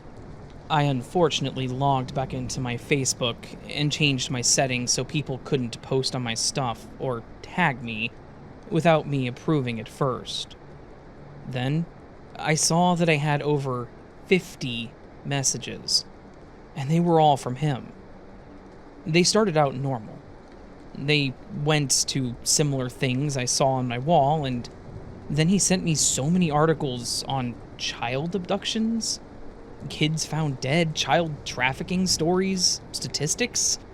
It was all just disturbing. Who sends that kind of stuff? To find that many articles and post them all the same day, you had to be seeking them out. So, I messaged him back, and it became pretty long, asking what the hell was wrong with him. Telling him to stop because it was getting creepy and embarrassing. And his only response was about how this is why fathers worry, and this is what happens when daughters don't stay in touch. I was a grown adult, almost in my 30s, and he was treating me like a child. I told him that he needed to stop, or I was done with him. Apparently, he took that as a challenge, and continued doing it. He even posted pictures on his page of my house with the text, "My baby girl's home. Hope everything's okay there. Haven't heard from her." Which made more people reach out to me asking what was wrong. After talking to my mom about it, I got the courage to finally cut ties. I called him, and I told him his behavior was scary and overwhelming. I told him he was becoming the opposite of what I was wanting out of this relationship, so I was done. I even removed and blocked him from Facebook so he couldn't tag or message me anymore. A few days later, I found a letter in my mailbox that was handwritten and folded up. It wasn't mailed. It was dropped in my mailbox. It was from my dad saying how ungrateful I was, and that I should be thankful to have a dad like him who cared so much, and how much of a terrible person my mother was. I just threw it in the trash, and that was the last time he made contact with me directly. But I heard he still made a lot of weird posts about me. Sometimes I wonder if maybe it was my fault, striking up a conversation on Facebook and then cutting off social media. But he still had a way to contact me. I even told him directly and made a post about it. And then I realized that he couldn't respect my basic boundaries and wishes. If he thought he was entitled to my attention 24/7 when he wanted nothing to do with me as a child, then he wasn't really trying to have a relationship with me. It felt more like he just wanted to possess me, control my every move, and be that overbearing father. I really didn't want that. Turns out, that detox from social media did more for me than I expected, but at least I found out sooner rather than allowing it to drag out. Now, I understand that some things are just better left alone.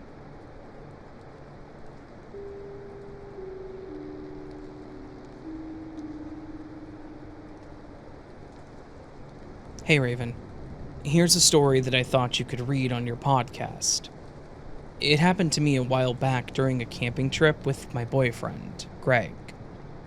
It's still something I think about, and it was one of the creepiest nights I've ever had. I was asleep when the soft jingle of the zipper stirred me awake.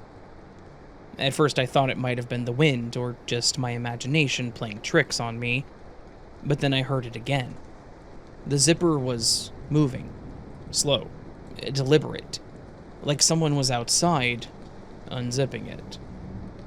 I nudged Greg awake. "Did you hear that?" I whispered, trying to keep my voice calm. He stirred, eyes groggy, but then he heard it too. The tent flap slowly opened, flapping gently in the breeze. We held our breath, waiting to see what or who was out there, but the space outside was empty. It was just darkness beyond the tent. In the silence, I heard something else, like someone was urinating on a fire. I couldn't believe what I was hearing. "Do you hear that?" I whispered again, shaking a little by now. Greg nodded, listening closely, and fumbling around for anything he could use as a weapon. The fire popped, smoked, and crackled as the stranger extinguished the fire, plunging us into complete darkness. And suddenly, the air filled with a sharp, pungent smell, like rotten eggs. "Ugh," I muttered. "What is that?" Greg whispered, eyes wide with unease. "Is that sulfur?" The scent grew stronger, thick in the air, making it hard to breathe. Then in the quiet, I heard it again, breathing. Soft, raspy breaths just outside of the tent, though nothing was there. No shadow or figure. I grabbed the torch next to me and scrambled to turn it on, but the light wouldn't work. I clicked it again and again, my hand shaking, hitting the torch in desperation for a sliver of light. "We need to get out of here," I whispered, my voice trembling now. We bolted out of the tent, stumbling into the cold night. The torch finally flickered on as we ran, but it was dim, barely cutting through the darkness. Every few steps, it flickered off again, plunging us into the shadows. Suddenly, I heard footsteps. Close. Too close. Twigs snapped, leaves rustled, and the heavy breathing was almost right behind me. The breath so near that I could feel it on the back of my neck. My legs felt like jelly, barely able to keep moving. Just as I thought I couldn't go any further, Greg grabbed me. He threw me behind a fallen log, his hand clamping over my mouth. I could feel the pounding of my heart in my chest as we lay there, trying to stay as quiet as possible. The footsteps slowed. Whoever, or whatever it was, stopped, just feet away from us. searching. I didn't dare move. I didn't even breathe. Greg's grip tightened as the figure lingered, listening and looking around. The silence was suffocating, each second feeling like an eternity. Then the steps moved forward again, slowly fading away as the figure walked past, still searching for us in the dark. Tears streamed down my face as I stayed as still as I could. My body was trembling with fear. I don't know what happened after that. The next thing I remember was waking up to the sound of birdsong. It was morning. I heard a crack behind me, a twig snapping, and someone tapped on my shoulder. I spun around and screamed, but it was just a ranger. Relief washed over me. I stood up and hugged him as tight as possible, feeling both fear and relief. I finally felt safe. Really safe. We told him what had happened. We explained how we had been chased and didn't know who or what it was. But the strange thing was that he didn't look at all surprised. It was as if he knew something we didn't. Like he was aware someone or something was out here. That's when I looked into the ranger's eyes. They didn't look human. They were black, just pure black. I tried to scream as he started to strangle me, crushing my throat. I fought for air as my feet dangled and he lifted me higher with ease. An unnatural strength that I had no chance against. But seemingly out of nowhere, Greg hit him as hard as he could, from behind on the head with the big branch. Groaning in pain or shock, the ranger's grip on me weakened and I kicked him as hard as I could in the groin. Coughing and sputtering, I ran as fast as I could. We ran and saw our car parked just ahead. We tried to open the doors, but they were locked. Our stupid keys were back at the tent. I stood there crying, not knowing what to do, still coughing and trying to catch my breath. I looked at Greg and he looked at me with fear in his eyes. He grabbed the first branch that he could and stood there ready to defend us. We were too tired to keep going and we knew our time was running out. But just as we thought there was no hope, a van with 2 guys in it pulled up and asked if we were okay. I yelled no. Greg joined me in the back seats as he yelled, "Drive! Get the hell out of here now! There's some psycho in there trying to kill us." The guys took one look at my bruised neck and believed us. They spun the car around and we drove away as fast as possible. I don't know who or what it was that we saw, but we know that we are never going camping again.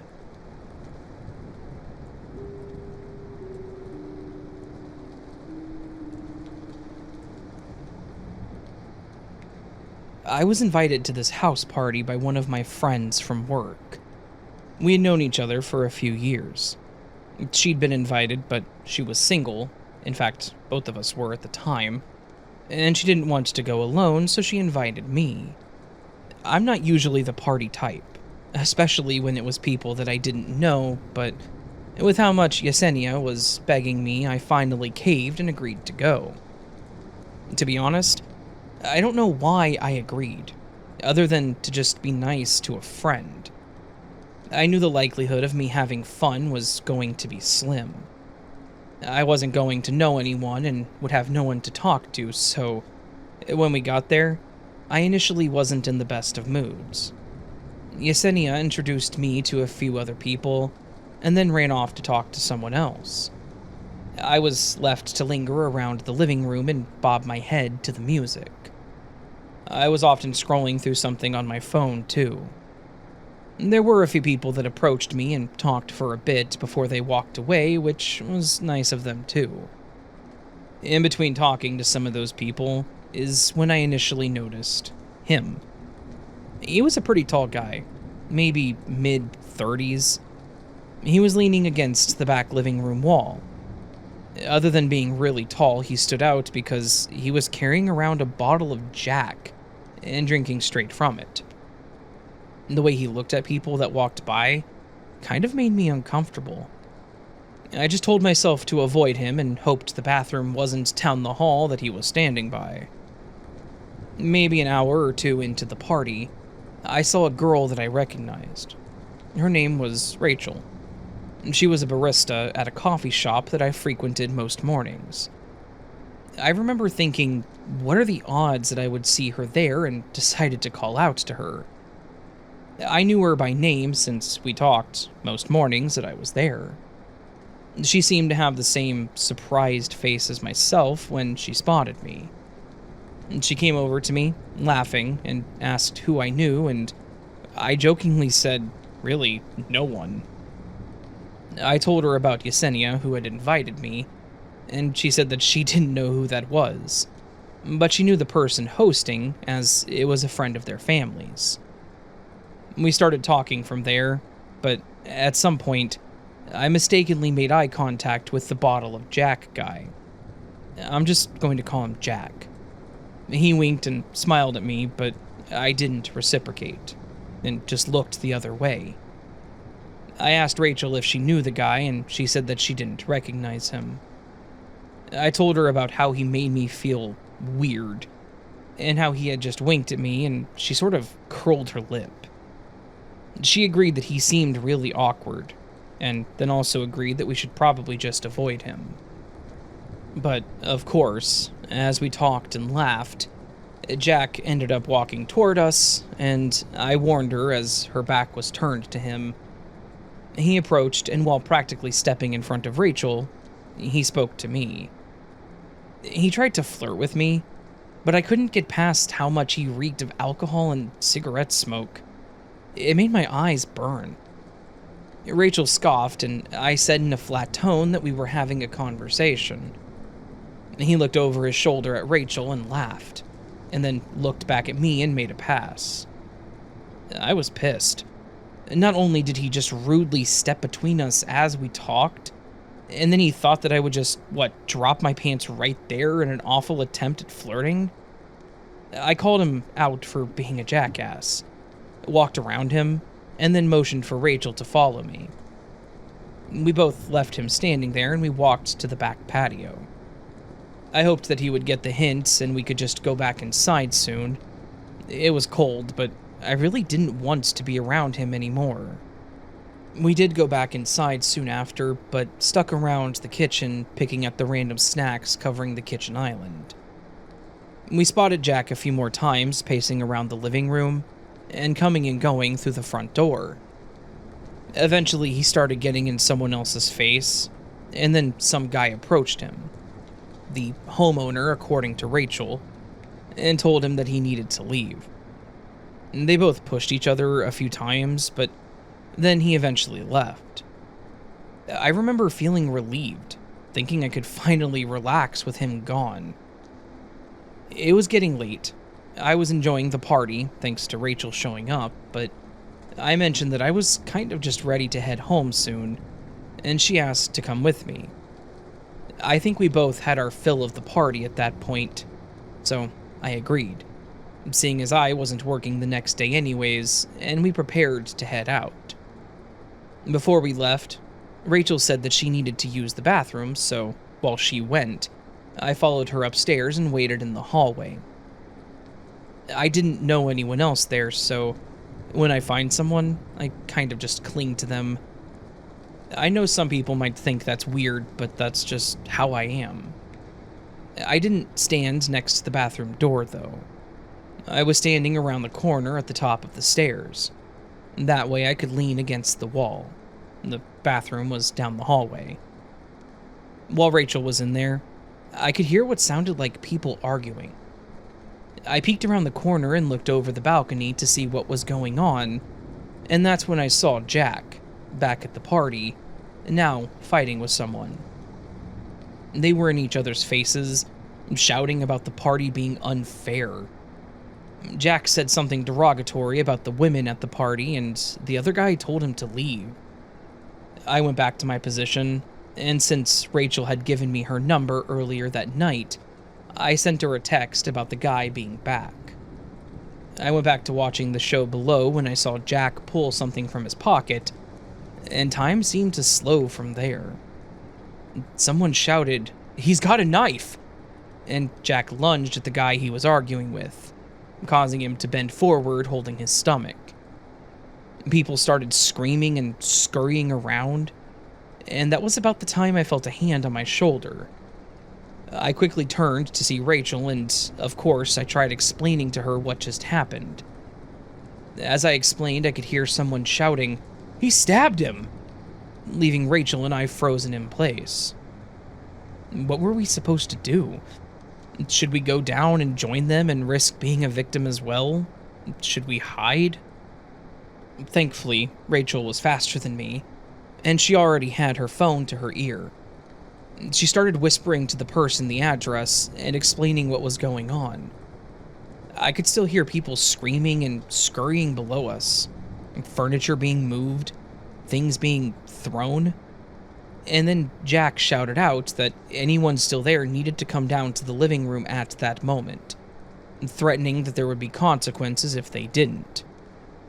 He then said something to someone downstairs, and I had a moment of relief that maybe he didn't say that to call out us specifically.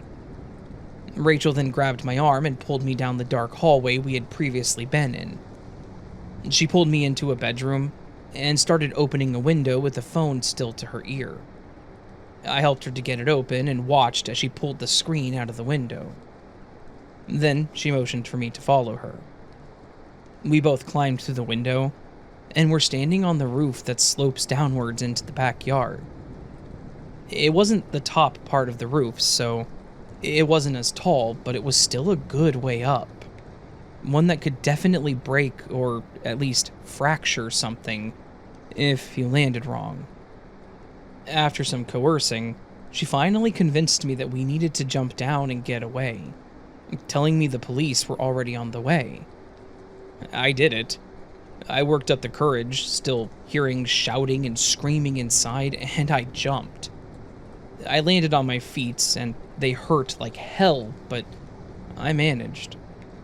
We ran to the side gate, easily unlocked it, and ran down the road where Rachel had parked. She had to park a little further down the street due to all the cars taking up the space. We both got in, locking the doors, but kept the car off. We didn't want to alert the wrong person that we were there. It felt like an eternity sitting there in silence when we heard the police sirens getting loud.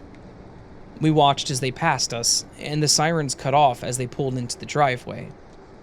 Now, feeling a little safer and worried about our friends, we got out of the car and slowly walked back to the house. I was honestly worried about Yesenia. Was she still in the house? Did she get out, or was she hurt? Rachel knew the person that lived there. Was she worried about them too?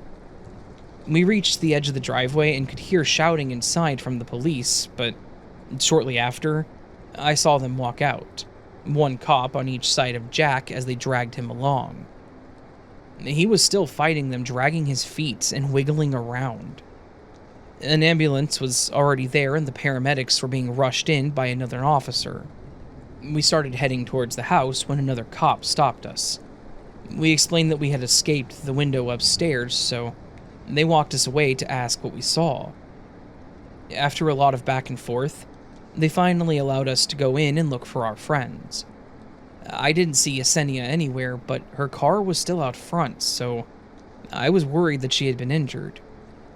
I tried calling her and texting when she didn't answer her phone. The cop confirmed that only 2 people, other than Jack, were injured.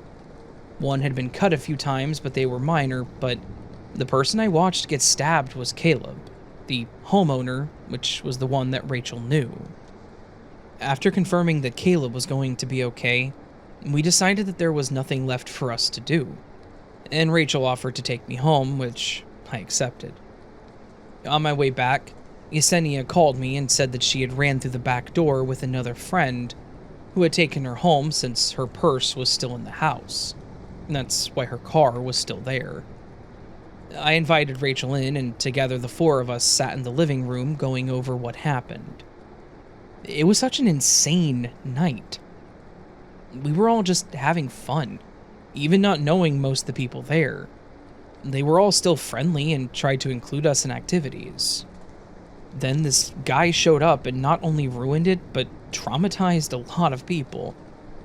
I know we were only 4 out of the couple dozen people that were there, but none of us recognized Jack. We didn't know who it was, but Caleb obviously knew who they were. Who was this guy that decided the only solution was to try and kill someone?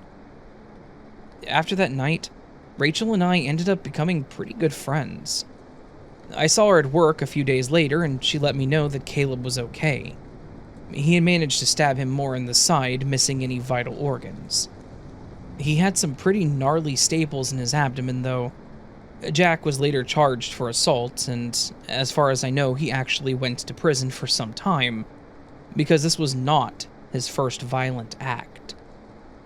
I try not to let it affect me, but when I go to parties now, I get nervous when it's around people I don't know, or the moment someone raises their voice, whether it's just playing around or someone is once again getting kicked out. Because you just don't know what's going on in that person's head, and you really just don't know what seemingly little thing could make them snap.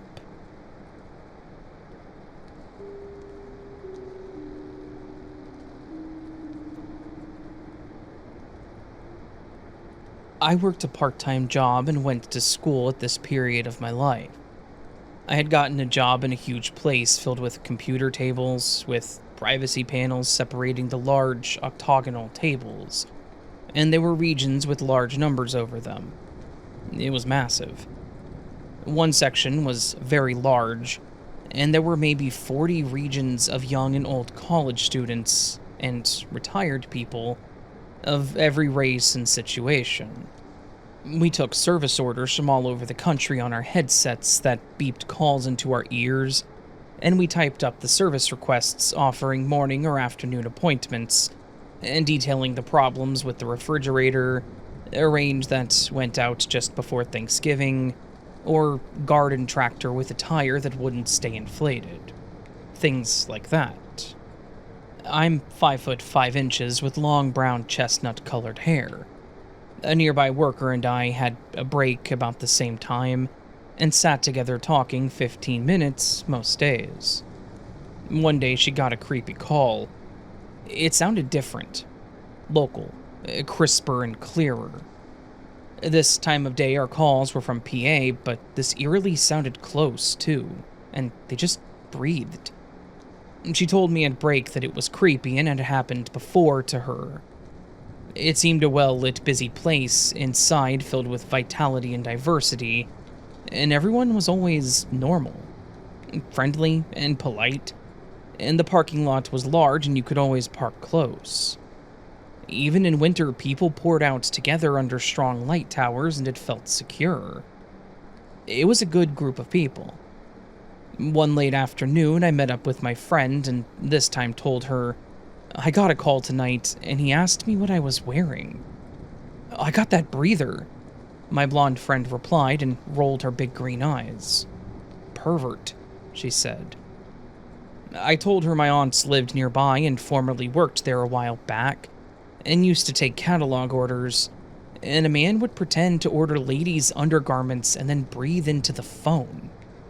That had been a while back, I reasoned. And then we found out who had been there during a company transition, and it was clear now that it was a man old enough to be our father or grandfather. We were creeped out and watched. Soon we discovered we were right, and covertly watched as a coworker, who seemed awkward on the phone, was blushing. We couldn't make outgoing calls yet. Somehow he could call people. He got personal with the girl, and we went together to the personnel department, where a huge man who was approximately 400 pounds barely looked up at my friend as she spoke, because he was actually staring at the front of her, if you get it. It made her furious, and she cried out, "Hey, my eyes are up here."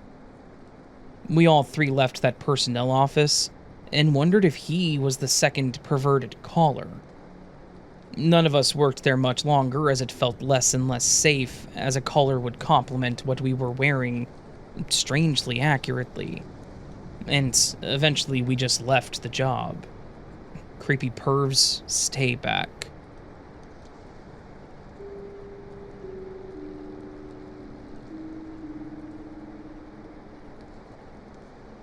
Before I get into this, I would like to mention that the story does contain depictions of varying kinds of abuse, as well as substance abuse. If you don't feel that you can listen to this, I would completely understand if you ended up skipping my story. Also, I have family members who gravitate towards channels like this, so for the sake of the story, I'm going to remain anonymous. I appreciate your understanding. So, without further ado, here we go. I'm a man in my 40s, living in a small town in rural Virginia. Throughout my childhood, my family life was fractured at best. My aunt and my cousin both had issues with their mental health and went about dealing with it in the most unhealthy possible ways. My aunt would keep a flask full of grain alcohol in the top drawer of her desk at work and would usually end up finishing it by 1 p.m. My cousin felt unloved due to her mother's issues with alcohol and went looking for a substitute in all of those proverbial wrong places. One abusive relationship after another hardened her towards her everyday life. And between the two of them, I would have to endure the most toxic misandry-filled, hateful rhetoric that my young ears were ever privy to hearing. Bear in mind, at this point in my life, I was maybe 9 years old. And my only oasis in this hellish hate storm was my mother. She was a single mom at the time, of 3 children, myself included.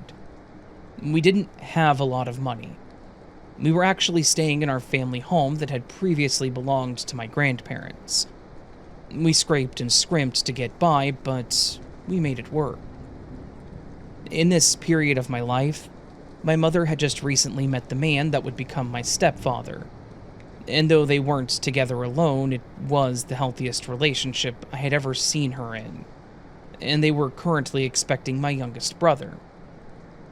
We kept my aunt and my cousin at arm's length because my mother was considered high risk, and she didn't need the stress. But my aunt, especially at that time, wanted to watch the world burn, and so she caused many problems for us, most of which involved false claims anonymously dropped to CPS. This was the start of the many factors that changed my mother for the worse. Between this, unresolved trauma that I would later learn about, and an upcoming scenario 9-year-old me had no idea he was in for a world of trouble, but it would make itself well known a couple of months after my 10th birthday. My mother was set to deliver my brother via cesarean section. The delivery went as expected, at least to the best of our knowledge. What we would come to find out later on rocked us. You see, one of the doctors that was in charge of my mother's C-section was a close friend with my aunt. She had this idea in her head that my mother was a welfare queen. White trash, absolutely garbage. And so while my mother was under the influence of anesthesia, she had her sign paperwork that gave them permission to perform a hysterectomy after the birth of my brother.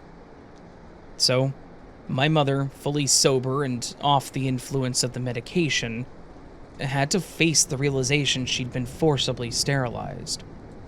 Upon attempting to sue the hospital, she would find out the lawyers they had were far better than anything she could ever hope to afford. And so, any kind of justice for the situation became a lost cause. My mother was a changed woman after that, withdrawn and angry. She would go through the motions with my brother, but around the time he was 1, she was experiencing pain. This was the debilitating type of pain that would make it so 5 out of the 7 days of a week, she would be confined to her bedroom. I would only see her once or twice a day, and that was usually when she would come out of the kitchen to get a cup of tea or use the restroom. Don't get me wrong, she still had her good days, and I lived for this. These were the days where she would hear me in my room listening to bands like Nine Inch Nails, Typo Negative, White Zombie, Gravity Kills, etc. And if she liked what she heard, we would have this little trade-off system. This would result in her handing me a CD of a rock group from the 70s, usually Black Sabbath or Meatloaf. We would have conversations about the music a little bit later on in the day, and these were the days that I hold high regard, because these were few and far in between. When I was 14, things only got worse. My mother found a pain specialist that seemed more interested in writing prescriptions than actually solving the issue. To paraphrase James O'Barr, he was the type of person that would prescribe morphine for a wooden leg.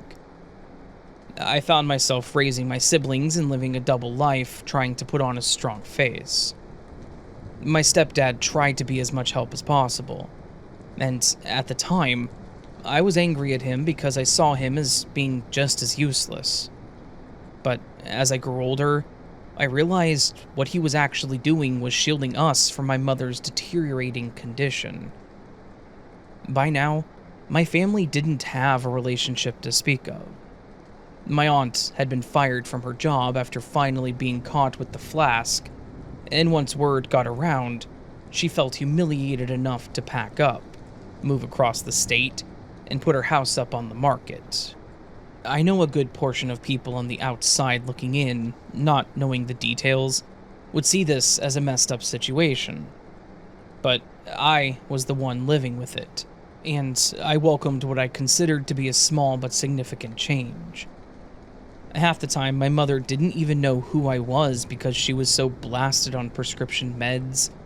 She might have well been on another plane of existence. But then she started complaining about the strength, or lack thereof, of the medication she was taking, which would eventually lead to her being prescribed a combination of Darvocet, Soma, and Diluidid. Last on the list is generally prescribed to third-degree burn patients, and her doctor knew this. The thing is, he didn't even try to warn her about it before writing the prescription, he just did it. Things had gotten so bad that there were times when I would find my mother with an X-Acto knife, one of those little scalpel-type knives you use for crafting, cutting slits into the time-released patch and licking the medication out, so it would enter her bloodstream sooner. This is when she became an absolute monster. The beatings didn't initially start at first. If anything, the abuse was verbal. She started seeing me as my father. She held a lot of resentment towards him because rather than raise his child, he opted to sleep with the babysitter and run off with her. So, for my mother to start off one of her tirades with, "You destroyed our lives and I wish I'd never met you," it would come as a pretty big indicator as to where her mental state was. It was during these days I would lock my door and stay in my room after making sure my siblings were taken care of. I had a couple of odd jobs working under the table, doing stuff like helping the neighbors shovel dog excrement out of their backyards or other types of yard work. And with this money, I bought my siblings a small television set and a VCR setup. I would occasionally go by the video store when they were selling some of their overstocked or under-rented films, and would snatch up whatever I could afford.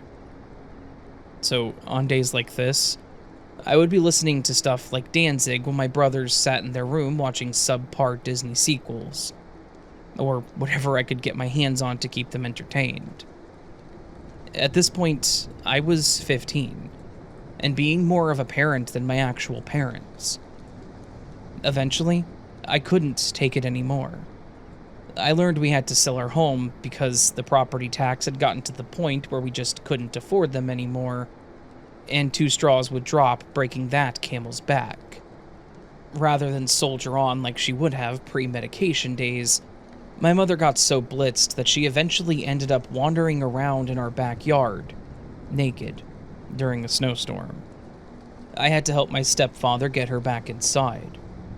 I remember she was drooling all over herself and speaking incoherently. He's begging me to help her lay down, and I'm yelling at him to take her to the hospital.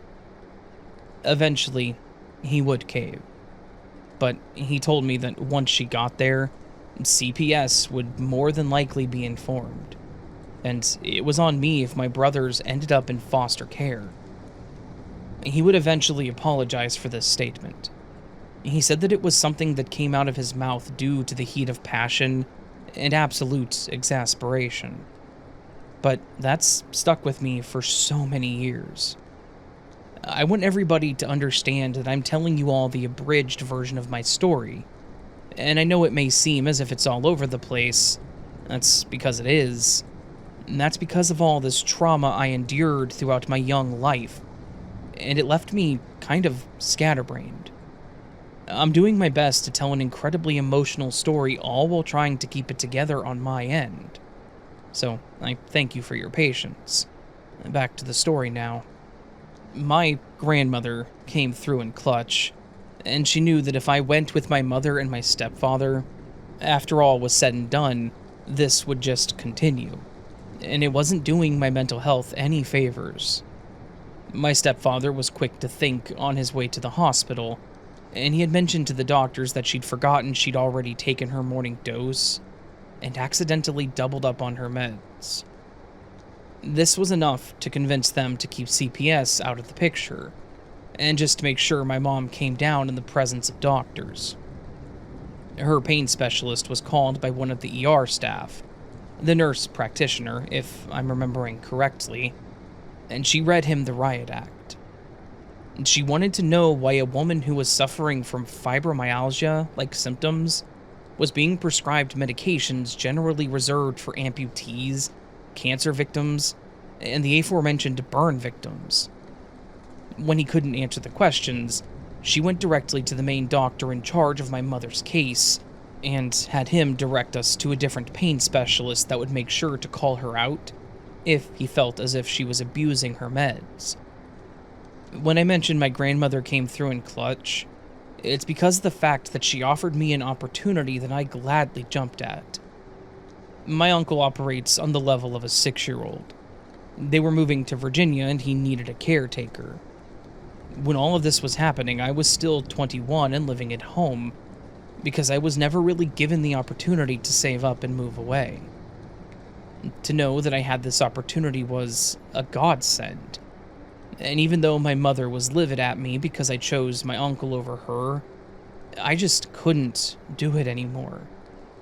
I'd been robbed of a childhood, didn't have the opportunity to date, mostly out of sheer embarrassment, and I found myself feeling as if I didn't wake up one morning, it would have been for the better.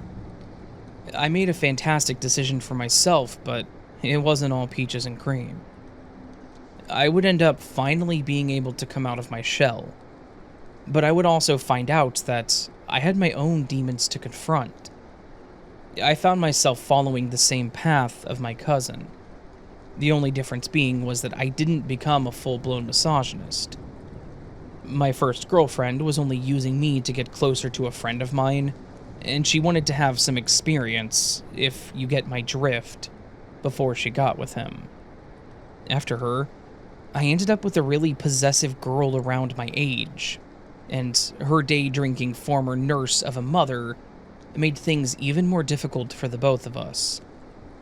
She would eventually facilitate this ex cheating on me behind my back with her ex, mostly due to the fact that he had no problems applying her with alcohol, that she so desperately loved.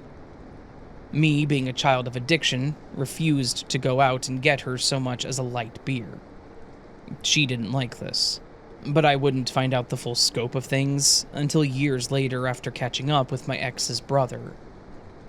A big part of me felt as if I deserved all of this. I didn't know at the time, but I had a pretty severe case of PTSD, and part of me has come to realize that the victimization aspect is part of the disorder. I had one healthy relationship through all of this, and due to my neediness and overall feeling that the cards would drop at any minute, I would end up pushing her away. She would go to college and break up with me over the phone, because she couldn't just handle the college life and a long-distance relationship. But I know my mentality at the time was no help to the situation either. Eventually, I would meet the woman who would become my ex-wife. We dated for 3.5 years before taking the plunge, and while we were dating, things were great.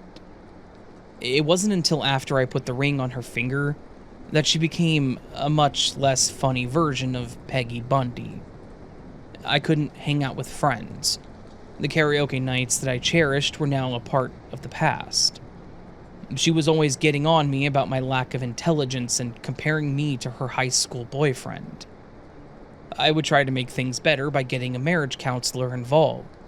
But on the first day of marriage counseling, before we even got into the office, she told me I wasn't worth it. And I was so sick of hearing that coming out of her mouth and feeling that way in secret. I just took off the wedding ring and handed it to her as I said, "Well then, I guess we're doing this." We were divorced less than a year later.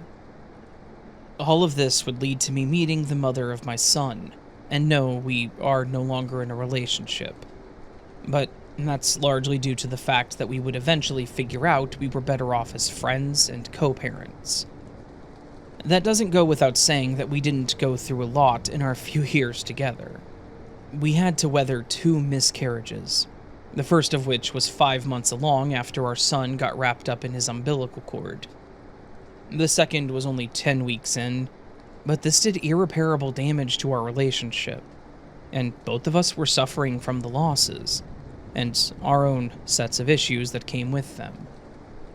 The only silver lining in any of this was that my mother had been clean for about 5 years at this point, and I had gotten her back. She supported both of us throughout this trying time in our lives, and even though the relationship was taking a downturn, she was there for us regardless. We eventually ended up having our son, and we stayed together throughout his first 4 years of life. During this, we would find out that he was on the autism spectrum, and parenting him was a challenge to say the least. He wasn't autistic to a degree where he was, let's say, nonverbal, but he certainly had some severe issues with development and social aspects. Thanks to my mother being the closest version of herself before all the days of being somebody I didn't even recognize, we were able to get through the early days virtually unscathed. But then, one morning in December of 2015, I got a phone call from my brother. My mother had relapsed. She overdosed, and unfortunately passed away in her sleep. This destroyed me. This destroyed us. I would find myself falling back into such a deep depression that I didn't want to continue existing anymore. I felt as if my son would have been better off without a father, who couldn't be in control of his emotions. But then something happened that would eventually put me on a better path. The day after my mother's passing, I went out to get the mail and I saw a letter from social services with my name on it. I'd completely forgotten that I had tried to get some form of affordable medical insurance, due to the fact that my job at the time didn't offer it, and I wasn't making enough to have rent, utilities, a young child, and medical bills. Upon opening the letter, I would find out that not only had I been approved for some sort of insurance that would cover counseling, I wouldn't be stuck raw-dogging my depression anymore. And so I got myself into therapy. It was the best decision I've ever made. The only downside to it was that I was put on a medication that affected my short-term memory. I eventually went off that medication and decided to deal with my depression through counseling only. For 3 years, I did what I had to put myself in a better mental state, and to this day, I'm a better man for it. As mentioned before, my son's mother and I didn't last either, and since being with her, I haven't been with anyone else. I needed to take that time to put myself in a mindset where I didn't want to jump in front of a bus once things inevitably took a turn for the worse. During this period, she would meet her youngest son's father, and let's just say the moment that son was born, He went out for milk and menthols and has yet to return. I am the poster child of children not being able to choose who raises them, but I'm also a component for those who decide to step up when others refuse. I've cut off people I've once considered friends over the fact that they've gone as far as to call me a simp, an idiot, or other derogatory terms because I chose to help raise this boy since he was 4 months old. No, my ex and I have not gotten back together, and we will not be getting back together due to other factors that I haven't mentioned, but no child deserves to grow up without a dad, or at the very least, a father figure. Life still has many challenges, all of which I'm doing my best to face head on. I have my good days and my bad days. But in closing, I want to thank you for listening to what is essentially a long ramble. And I want to tell you, you are not your parents' decisions. Their mistakes do not define who you are at the end of the day. You need to know that there is a light at the end of the tunnel. Sometimes, in order to find it, you need to take the initiative. Things can get better, and you don't have to go it alone. And more often than not, going it alone isn't going to put you on a forward path. There's no shame in getting help. Anybody who tells you this is a piece of crap and not worth your energy. Your parents' life lessons, both good and bad, can still be used as a tool to better yourself. And whether you grew up in an environment that was full of anger, overly religious, or otherwise just flat out toxic, you can rise above it. And I guess at the end of the day, that's why I'm telling my story. Yes, it's chaotic. Yes, it's sad.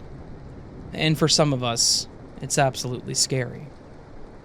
I still suffer from PTSD. I still have night terrors. But do you know what I don't suffer from these days? Ideations. I now have come to the realization that my past didn't completely define me, but it did make me work towards being who I am today. And though I'm not perfect, I'm at least able to look in the mirror now and not see a complete loser who deserves whatever crap is thrown at him. Know that you are loved, even if you don't feel that way.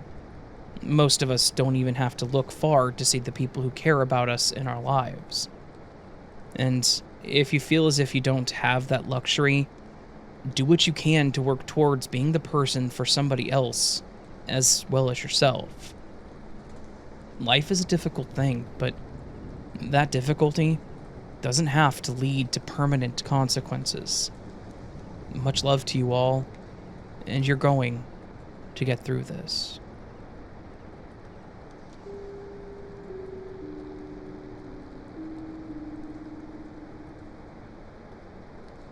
Hello, Raven. I fell in love with your podcast, and I listened to it on my long night shifts at work. You're doing a great job. I want to tell you my story where I'm pretty sure I was visited by a ghost of a close family member who had passed. The first story is about our family friend. He sadly passed when I was around 20 years old, and me and my parents lived in his family house taking care of his elderly mother. I have to describe the house a little. It was a 2-story building. Grandma lived downstairs and we were above it. There were new sturdy doors leading to the street and one to the backyard. Also, there were 2 doors under the stairs and right above them, actively separating our flat from the outside behind 3 locked doors. I slept in my room opposite of my parents, and we shared a wall. When our family friend passed and we had a funeral for him, we went home as always and went to bed normally. During the nights, I was abruptly awoken from my sleep by a very loud knocking on the door. It was like 5 or 6 loud, quick, full fist bangs. I thought it was in my mind or that it was outside on the main door, but when I shook the sleepiness, I realized it went from our top door above the stairs. A reminder that this door was the last in a line of 3 locked doors. Nobody could silently walk to them and knock from the outside. Then I realized my parents were awake too, and they were silently talking. I heard my mom say, "Did you hear that? That knocking? What was that?" I called to them that I heard it too, and then we all got up, got dressed, and went to investigate. My dad armed himself with a mace hanging above our fireplace in the living room in case there were burglars. Our first thought was that maybe Grandma left a candle burning and it caught fire, alerting neighbors and firemen that were barging into our house, but everything was calm. Grandma was safely asleep in her bed, the doors were locked, and everything was silent and peaceful. We went back to bed, not discussing it further. In the morning, I told my parents that it felt like my uncle had come by one last time and knocked on the door to alert us that he was in our flat. He used to do that when he came to visit, because his illness was severe and we helped him and he was with us almost daily. My mom went pale and said, "I think that too, and I didn't want to alert you at night thinking it might freak you out." So, we deduced that our friend had come by one last time to say goodbye.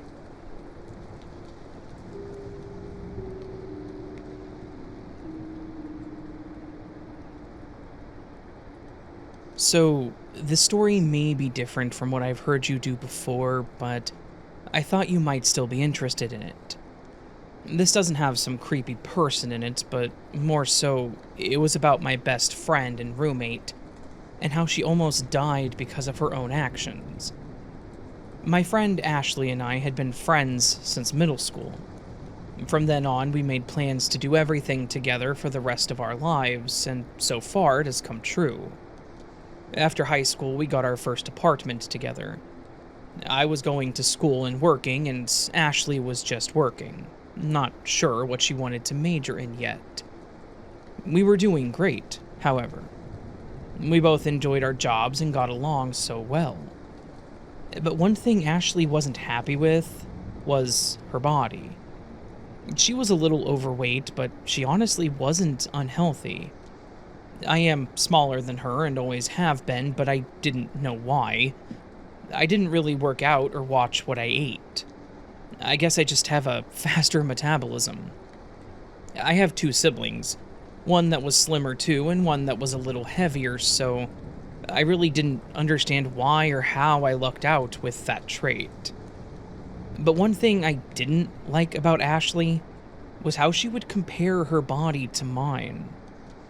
She made comments all the time about wanting to lose weight and what she would do if she looked like me. I would always tell her how she was beautiful the way she was, and to make sure no matter what she chooses that it's what she wants. I also explained to her about self-acceptance and to love herself. Sorry if I seem to be making a bit of a speech. I was going to school for psychology, so I still catch myself doing that at times. My point here is that I was trying to make sure Ashley was sure that she wanted whatever she did, and wasn't doing it because she felt like she had to do it for someone else. And no matter what, I would support her and help her. So back in 2017, when Ashley made a New Year's resolution to lose weight, I agreed to get into shape with her. I could use a good muscle shape up and could do better about what I eat, which would also help Ashley. We went as far as cleaning out our fridge and pantry, getting rid of any junk. We bought some weights and bands to work out at home, and agreed to start a plan to go on walks and work out together. But, oh how quickly that seemed to crumble. It started out fine, with our plans in mind. Ashley followed several wellness influencers on Instagram. She would mention how they suggested some simple workout routine or recipes. Some recommended fasting once or twice a week. They seemed fine at first, but then it started getting more sketchy. Ashley told me about some dietary supplements they were promoting that you were supposed to take alongside your workouts to help boost metabolism, or something like that. I tried asking about the ingredients or what was in it, but She just told me that she'd already looked into it and it was all natural ingredients. Stupidly, I trusted her. I trusted that she knew what she was doing. Ashley wasn't stupid either. I knew her enough to know that she wouldn't fall into scams or gimmicks. We made fun of those MLMs all the time because her sister fell into one of them, so I didn't feel like I needed to push it any further. So, Ashley bought these supplements and started taking them. I would come home from class or work and ask her about walking or something, and she would decline, saying she already did her workout. I was doing this for her and with her, so if she didn't want to walk with me, I just didn't bother. I was just happy that she was sticking with it, and that she was becoming happier with herself, and that made me happy. But then it escalated. She would tell me every few days about how she was losing weight. She lost 2 pounds, then 5 pounds. One day she told me she was down 20 pounds. I was happy to see her glowing with pride, but I also knew that that seemed to be a lot of weight in a short amount of time. I questioned her on what she was doing, and she became a little more vague. "I'm just taking my supplements, eating better and exercising," is what she would tell me. But that wasn't really the complete truth, and I didn't know what to do. I was watching her weight drop. I could physically see the difference in her. Where she started with that glow and was happy for losing weight, she was now looking pale and frail. She wasn't gaining muscle mass, but was slowly looking smaller and smaller. Her clothes started to swallow her. I even tried talking to her about it, saying we should get a real gym membership. Maybe trying to focus on workouts now, instead of just weight loss. She refused, and even said that that would defeat the purpose. She wanted to be skinny. She didn't want to be beefy, as she put it. I tried to explain to her that muscle was just as important so that she still had strength, but she wouldn't hear it. And while I know it had to be said, I feel like I mistakenly mentioned to her how she was losing weight too fast, and that seemed to upset her. She even made the comment that I was just upset that she was going to be skinnier than me. I was disappointed. I never cared about my size or hers, but now I was concerned about her health, and she only looked at it as jealousy. We stopped talking about her weight loss for a while. I was worried if I said any more, I would push her away. The only thing I had was knowing that she was safe if she came home every night from work. I made dinner one night, salmon and rice, and she took a fork full of the fish, and that was it. I didn't know if she was even eating any more than that. One of the breaking points came one day as I came home from work, and she was sitting on the couch. She was wearing one of her favorite sweater dresses. I remember she liked it because it hid all of her insecurities, while accentuating the parts that she liked. But when I saw her in it now, I thought she had her blanket on her. It looked so big on her. I also assumed that she hadn't showered because her hair was looking stringy and oily, but when I approached to sit next to her, I realized it wasn't dirty. It was thin. She'd obviously lost a lot of hair. I knew this wasn't normal or healthy. I finally broke down. I told her that she may have been the size she wanted to be, but she did not look healthy. She looked scary. I told her how much I was worried about her, but she still didn't see it. She claimed that it was just her body adjusting to the supplements, and once her body was used to it, then it would get better. I begged her to stop taking the supplements, to at least start there, but she refused, saying it was the only thing that helped her, and then she stormed off to her room. I didn't know what to do. One day when she wasn't home, I went to her room and looked for those supplements. I thought maybe if I could find out more about them, I could scare her into stopping. Thankfully, it wasn't hard, and she kept them on top of her dresser. I took pictures of them, and the ingredients list was exactly as I had expected. A few vitamins were listed, and other things were very vague. I didn't trust it, so I went to the internet. I was terrified with what I found. Pages upon pages of complaints, scams, terrifying health stories. People died taking these things. Others had serious health issues, allergic reactions. Some were lucky and saw no results and just threw them away. I looked up their website, and it looked incredibly unprofessional. Before and after photos that were obviously and poorly edited, and testimonials that seemed fake. If you check the influencers who shared them, they had tons of comments about how it was a scam.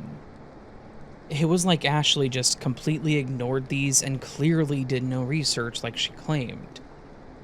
I made plans that night to confront her with all this and pretty much have an intervention. I was even ready to call her parents and tell them, but before she would even make it home, I got a call from an unknown number.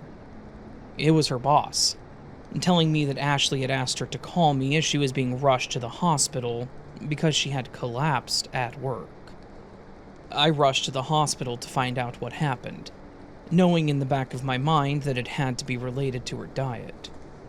I found her room, and when I entered, she broke down crying. She told me how she'd been feeling sick and weak for the past few weeks, but that she refused to believe it was because of what she'd been doing. They also came in and gave her lab results with me in the room with her permission. They started asking about the supplements she was taking because of her levels. Those supplements contained stimulants, and something similar to a drug and/or chemical which was banned by the FDA, mind you. I don't want to mention it and give anyone any ideas. That combination had sent Ashley into a cardiac arrhythmia. Her electrolytes were dangerously low from months of purging and restriction. I learned as she talked to the doctor that the fork full of fish that she had eaten that one day was the most that she had eaten in a while. She wasn't watching what she ate, she just wasn't eating at all. She found that fasting was easier than she expected and just continued doing it, not thinking that she needed to eat. The supplements had damaged her heart, and her potassium levels were so low that they were surprised she hadn't had a heart attack sooner. She was only 26 at the time. Recovery was a long and hard road for her. After her time in the hospital, she had to go through an eating disorder treatment. She told her parents, needing all the support she could get, but she did it. And she looks so much better nowadays, but for the longest time, it was the hardest thing for her and for me, seeing her like that, and knowing that I should have done more. I should have pushed her harder about those supplements she was taking, but I felt with how angry she was getting that she would just leave and then she would have no one at all around to help her. So, while there was no creepy person here, I just wanted to share how terrifying this was for both of us. I stood by and watched my friend wither away, too afraid to lose her to do anything. Well, she almost lost her life, obsessing with her appearance. Resolutions can be a great thing to have, and it may motivate a lot of people, but make sure you're doing it for the right reasons. Make sure that you know what you are doing, what you are taking. Those supplements and diet stuff always prey on the weak, and they're still out there. They may go by a different name, but it's all the same, and it's not worth it. Do your research before you take anything. And if you see your friend or someone you care for going down the same path, don't wait to intervene like I did. Put your foot down and tell them your thoughts and concerns. No matter how upset they may be, you could save their life.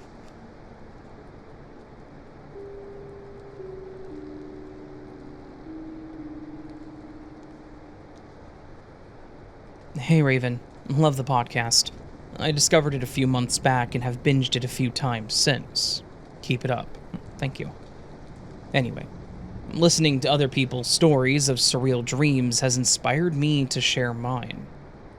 I must say I don't dream very often, or at least, I never remember them once I'm awake. This particular dream, however, is one that I will never forget. It was primarily about my mom's dad. We called him Papa Bill. My mom always told me and my brother about him all the time, to the extent that I feel like I miss him sometimes. Writing this story even makes my eyes water. This is all crazy because he died 8 years before I was born. He was a hard-working and respected man in his community, a foreman at an electric co-op, as well as a rancher. Masonic Lodge Father of the Year just prior to his passing. I worked for an oilfield service company at the time. We usually left out every morning at the same time, so I had adjusted and rarely used an alarm. It wasn't really hard for me to just wake up when I needed to. But we were starting a new job the next day and were going to leave early so we could fix any problems that came up and avoid delays. I set my alarm for 3 a.m., double-checked that it was set, and then lied down and dozed off. The dream began with me operating a tractor front loader to muck out some corral pens. My mom, aunt, and uncle were all on the outside of the fence watching me as I went back and forth. My mom and aunt were talking and laughing at each other while my uncle stood in silence. At one point, I backed the tractor through part of the fence and busted it. "Oh, your papa ain't gonna like that," my aunt said. And then my mom said, "Yeah, he's probably gonna whoop you good." I remember fear at this point. My papa was a big man, 6'4", about 250 and stout. I asked them what I should do, and they both told me to just be honest about what happened. I remembered wanting to cry. At that time, I see him come walking towards the pen. He had aged quite a bit from the pictures I had grown up looking at. His hair was thinner, face more wrinkled, like he'd been alive and aging normally for the past 35 years. He was wearing some old lace-up boots that came halfway up his calves, to which his Dickies khaki work pants were tucked into, and a faded red and black flannel shirt. His eyes were locked on me, and at this point, he was coming straight toward me. My heart was pounding. My fear was just about to peak, when I noticed that he had something in his hand that gave me pause. It was my hard hat. He was now standing right in front of me. His eyes seemed to sparkle. He got a half grin and smile on his face. He handed me my hard hat, and then gave me a firm once up and down handshake. "It's time to go to work, son," he said in a manner and bold tone of pride. Then my alarm went off. I quickly turned off the alarm, but just sat there for a moment looking at my hand. I felt his hand in mine. I heard his words. I've never had a dream this real before, nor since. I told my nanny, my grandmother, about this. I described his mannerisms, his walk, etc. She was in tears by the time I finished. She smiled, patted my hand, and told me that I described him to a T. The rest of my family was in awe, too. And that's it. Strange, eerie, but also a happy dream.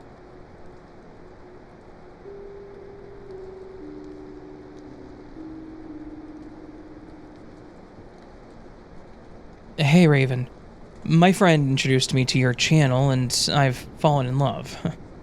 During October 13th of 2023, me and my closest friends were all hanging out at my best friend's house, Braden. We were having a good time after coming home from a school party on a Friday. But one of my friends, let's call him Dog's mom called him around 5 p.m. She asked where Dog's brother was because he hadn't come home like he did. We're all freaking out, but didn't think anything of it. Outside of Braden's house was an accident. We hadn't known at the time, but something bad had happened to Dog's brother. Later that night, maybe 20-ish minutes, we were eating pizza and Dog's mom called. She told Dog that he needed to get ready to leave as something had happened to his brother. Dog's brother had been hit by a school bus. We were devastated and tried to help calm him down. I told everyone to get in a circle and to start holding hands. I had prayed in the Lord's name that he would save Dog's brother, as we all knew him and enjoyed seeing him. Unfortunately, he was gone from the earth that night. Dog ended up being with his family, as he should have been, and we all stayed at Braden's. We tried to keep our minds off of things, and it was hard. That night, we all slept in Braden's basement, and before I had gone to sleep, I had just asked, "Let me talk to him one more time, please," meaning Dog's brother. I had a dream that night that I was sitting in a white void on a chair, and in front of me was another chair. But who was that chair for? Dog's brother. Now, I don't have any idea what we talked about or did in the dream, but I knew. I just knew that we had talked. I woke up and I felt better. I was still obviously hurt that he had passed, but I'm glad that I had talked to him one last time.